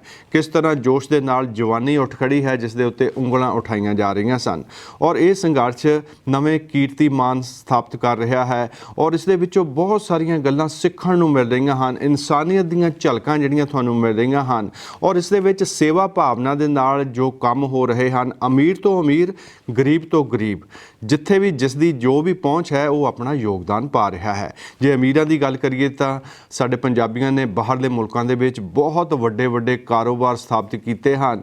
ਉਹਨਾਂ ਦੇ ਵਿੱਚੋਂ ਵੀ, ਪਰਿਵਾਰਾਂ ਦੇ ਵਿੱਚੋਂ ਉਹਨਾਂ ਦੇ ਹੈੱਡ ਵੀ ਜਾ ਕੇ ਦਿੱਲੀ ਸੰਘਰਸ਼ ਦੇ ਵਿੱਚ ਇਸ ਵੇਲੇ ਜੁਟੇ ਹੋਏ ਹਨ। ਅਣਮਿੱਥੇ ਸਮੇਂ ਦੇ ਲਈ ਉਹ ਆਪਣੇ ਪਰਿਵਾਰਾਂ ਨੂੰ ਪਿੱਛੇ ਛੱਡ ਕੇ ਚਲੇ ਗਏ ਹਨ। ਔਰ ਇਸ ਤੋਂ ਇਲਾਵਾ ਬਹੁਤ ਸਾਰੇ ਜਿਹੜੇ ਵਿਦੇਸ਼ੀ, ਜਿਨ੍ਹਾਂ ਨੂੰ ਆਪਾਂ NRI ਕਹਿੰਦੇ ਹਾਂ, ਉਹ ਆਪਣੇ ਪਿੰਡਾਂ ਨੂੰ ਮਦਦ ਭੇਜ ਰਹੇ ਹਨ, ਅਤੇ ਪਿੰਡਾਂ ਦੇ ਵਿੱਚੋਂ ਮਦਦ ਜਿਹੜੀ ਹੈ ਉਹ ਬਾਰਡਰ ਦੇ ਉੱਤੇ ਆਪਣੇ ਪਿੰਡ ਲੈਵਲ ਦੇ ਹਿਸਾਬ ਦੇ ਨਾਲ ਕੀਤੀਆਂ ਜਾ ਰਹੀਆਂ ਹਨ। ਫਿਰ ਤੁਸੀਂ ਹੋਰ ਬਹੁਤ ਕੁਝ ਦੇ ਸਕਦੇ ਹੋ। ਬੜ ਬੜੀਆਂ ਸੰਸਥਾਵਾਂ ਹਨ, ਔਰ ਖਾਲਸਾ ਏਡ ਵਰਗੀਆਂ ਹਨ, ਬਹੁਤ ਸਾਰੀਆਂ ਸੰਸਥਾਵਾਂ ਹਨ ਜਿਹੜੀਆਂ ਆਪੋ ਆਪਣੇ ਤਰੀਕੇ ਦੇ ਨਾਲ ਉੱਥੇ ਸੇਵਾ ਕਰ ਰਹੀਆਂ ਹਨ। ਇੰਡੀਵਿਜੂਅਲ ਲੈਵਲ 'ਤੇ ਹਰ ਕੋਈ ਆਪਣਾ ਯੋਗਦਾਨ ਪਾ ਰਿਹਾ ਹੈ, ਔਰ ਜਿਸ ਸੰਘਰਸ਼ ਦੇ ਵਿੱਚ ਉਹ ਲੋਕ ਵੀ ਸੇਵਾ ਦੇ ਵਿੱਚ ਆ ਜਾਣ ਜਿਨ੍ਹਾਂ ਦੇ ਕੋਲ ਕੁਝ ਵੀ ਨਹੀਂ ਹੈ, ਇੱਥੋਂ ਤੱਕ ਕਿ ਜੇ ਕਿਸੇ ਦੇ ਹੱਥ ਵੀ ਨਾ ਹੋਣ ਉਹ ਵੀ ਇੱਥੇ ਸੇਵਾ ਕਰ ਰਿਹਾ ਹੋਵੇ, ਤਾਂ ਇਸ ਤੋਂ ਵੱਡੀ ਮਿਸਾਲ ਹੋਰ ਕੀ ਹੋ ਸਕਦੀ ਹੈ। ਤੁਸੀਂ ਇਸ ਤੋਂ ਜ਼ਿਆਦਾ ਅਪਾਹਜ ਤਾਂ ਨਹੀਂ। ਇਹ ਸੱਜਣ ਕਦੇ ਵੀ ਅਪਾਹਜ ਨਹੀਂ ਹੋ ਸਕਦਾ। ਇਹਦੀ ਸੇਵਾ ਨੂੰ ਸਲਾਮ ਆ, ਇਹਦੇ ਜਜ਼ਬੇ ਨੂੰ ਸਲਾਮ ਆ। ਨਮਸਕਾਰ ਕਰਦੇ ਹਾਂ ਜੀ ਐਸੀਆਂ ਰੂਹਾਂ ਨੂੰ, ਐਸੇ ਇਨਸਾਨਾਂ ਨੂੰ ਜਿਨ੍ਹਾਂ ਦੇ ਵਿੱਚ ਪ੍ਰਮਾਤਮਾ ਨੇ ਇਹੋ ਜਿਹਾ ਜਜ਼ਬਾ ਦਿੱਤਾ ਹੋਇਆ ਹੈ, ਬਾਕੀਆਂ ਦੇ ਵਾਸਤੇ ਵੀ ਬਹੁਤ ਉਤਸ਼ਾਹ ਮਿਲਦਾ ਹੈ। ਔਰ ਇਹ ਵੀ ਦੁਆ ਕਰਦੇ ਹਾਂ ਕਿ ਪ੍ਰਮਾਤਮਾ ਇਹਨਾਂ ਸਰਮਾਏਦਾਰਾਂ ਦੇ ਔਰ ਜਿਹੜੇ ਤਾਨਾਸ਼ਾਹ ਹਨ ਉਹਨਾਂ ਦੀਆਂ ਅੱਖਾਂ ਤੋਂ ਪੱਟੀ ਵੀ ਉਤਾਰ ਦੇਵੇ। ਬਾਕੀ ਸਾਨੂੰ ਆਪਣਾ ਜਿਹੜਾ ਪੰਜਾਬ ਦਾ ਭਵਿੱਖ ਹੈ, ਮੁਲਕ ਦਾ ਭਵਿੱਖ ਹੈ, ਈਵਨ ਸਾਰੇ ਭਾਰਤ ਦਾ, ਸਾਨੂੰ ਉਜਲਾ ਵਿਖਾਈ ਦਿੰਦਾ ਹੈ, ਕਿਉਂਕਿ ਇਸ ਦੇ ਨਾਲ ਲੋਕਾਂ ਦੇ ਵਿੱਚ ਬਹੁਤ ਵੱਡੀ ਜਾਗਰਤੀ ਆਉਣ ਦੀ ਉਮੀਦ ਹੈ। ਔਰ ਜਿਹੜੀਆਂ ਕੌਮਾਂ ਜਾਗ ਪੈਣ, ਹੁਣ ਪੰਜਾਬ ਨੂੰ ਜਿਹੜਾ ਹਲੂਣਾ ਆਇਆ ਹੈ, ਸਾਡੀ ਕੌਮ ਨੂੰ ਜਿਹੜਾ ਹਲੂਣਾ ਆਇਆ ਹੈ, ਔਰ ਇਸ ਦੇ ਵਿੱਚ ਤਾਂ ਫਿਰ ਜਦੋਂ ਇਹੋ ਜਿਹੇ ਸਮੇਂ ਆਉਂਦੇ ਹਨ ਤਾਂ ਜਿਹੜੇ ਨਵੀਆਂ ਨਸਲਾਂ ਹਨ, ਜਿਹੜੀਆਂ ਅਜੇ ਪੈਦਾ ਹੀ ਹੋ ਰਹੀਆਂ ਹਨ, ਉਹਨਾਂ ਨੂੰ ਵੇਖ ਕੇ ਵੀ ਬਹੁਤ ਵੱਡੀਆਂ ਆਸਾਂ ਜਾਗਦੀਆਂ ਹਨ। ਇੱਕ ਛੋਟੇ ਜਿਹੇ ਬੱਚੇ ਦੀ ਤੁਹਾਨੂੰ ਵੀਡੀਓ ਪ੍ਰੋਗਰਾਮ ਦੇ ਆਖਰ ਦੇ ਵਿੱਚ ਪੇਸ਼ ਕਰਨੀ ਹੈ, ਜਿਸ ਤੋਂ ਵੇਖ ਕੇ ਤੁਸੀਂ ਸੁਣ ਕੇ ਹੈਰਾਨ ਹੋਵੋਗੇ ਕਿ ਇਸ ਦੇ ਵਿੱਚ ਐਡਾ ਜਜ਼ਬਾ ਹੈ, ਇੰਨੀ ਇਸ ਨੂੰ ਨੌਲੇਜ ਹੈ ਕਿ ਇਸ ਦੀ ਅਜੇ ਆਵਾਜ਼ ਵੀ ਥੋੜ੍ਹੀ ਤੋਤਲੀ ਹੈ। ਔਰ ਐਡਾ ਛੋਟਾ ਬੱਚਾ ਹੋਵੇ, ਐਡੀ ਵੱਡੀ ਸਟੇਜ ਹੋਵੇ, ਸਾਹਮਣੇ ਹਜ਼ਾਰਾਂ ਲੋਕੀ ਬੈਠੇ ਹੋਣ, ਔਰ ਦੁਨੀਆ ਨੂੰ ਦਿਖਾਉਣ ਦੇ ਵਾਸਤੇ ਕੈਮਰੇ ਲੱਗੇ ਹੋਏ ਹੋਣ, ਔਰ ਉਸ ਦੇ ਜਜ਼ਬੇ ਨੂੰ ਦੇਖ ਕੇ ਸਲਾਮ ਕਰਨੀ ਬਣਦੀ ਹੈ। ਹਾਜ਼ਰ ਕਰਦੇ ਹਾਂ ਪ੍ਰੋਗਰਾਮ ਦੇ ਆਖਰ ਦੇ ਵਿੱਚ ਇਹ ਵੀਡੀਓ, ਜਿਸ ਦੇ ਨਾਲ ਹੀ ਹੋ ਜਾਵੇਗੀ ਪ੍ਰੋਗਰਾਮ ਦੀ ਸਮਾਪਤੀ। ਅਗਲੇ ਹਫ਼ਤੇ ਤੱਕ ਬਲਜਿੰਦਰ ਸਿੰਘ ਅਟਵਾਲ ਨੂੰ ਇੱਥੇ ਹੀ ਇਜਾਜ਼ਤ ਦਿਓ। ਸਤਿ ਸ੍ਰੀ ਅਕਾਲ। ਵਾਹਿਗੁਰੂ ਜੀ ਕਾ ਖਾਲਸਾ, ਵਾਹਿਗੁਰੂ ਜੀ ਕੀ ਫਤਿਹ। ਖਾਲਸਾ ਜੀ ਵਿਦਿਅਕ ਆਯਤਨ ਜਿੱਥੇ AK-47 ਕੰਮ ਨਹੀਂ ਕਰ ਸਕਦੀ, ਉੱਥੇ ਵਿਦਿਆ ਕੰਮ ਕਰ ਸਕਦੀ ਹੈ।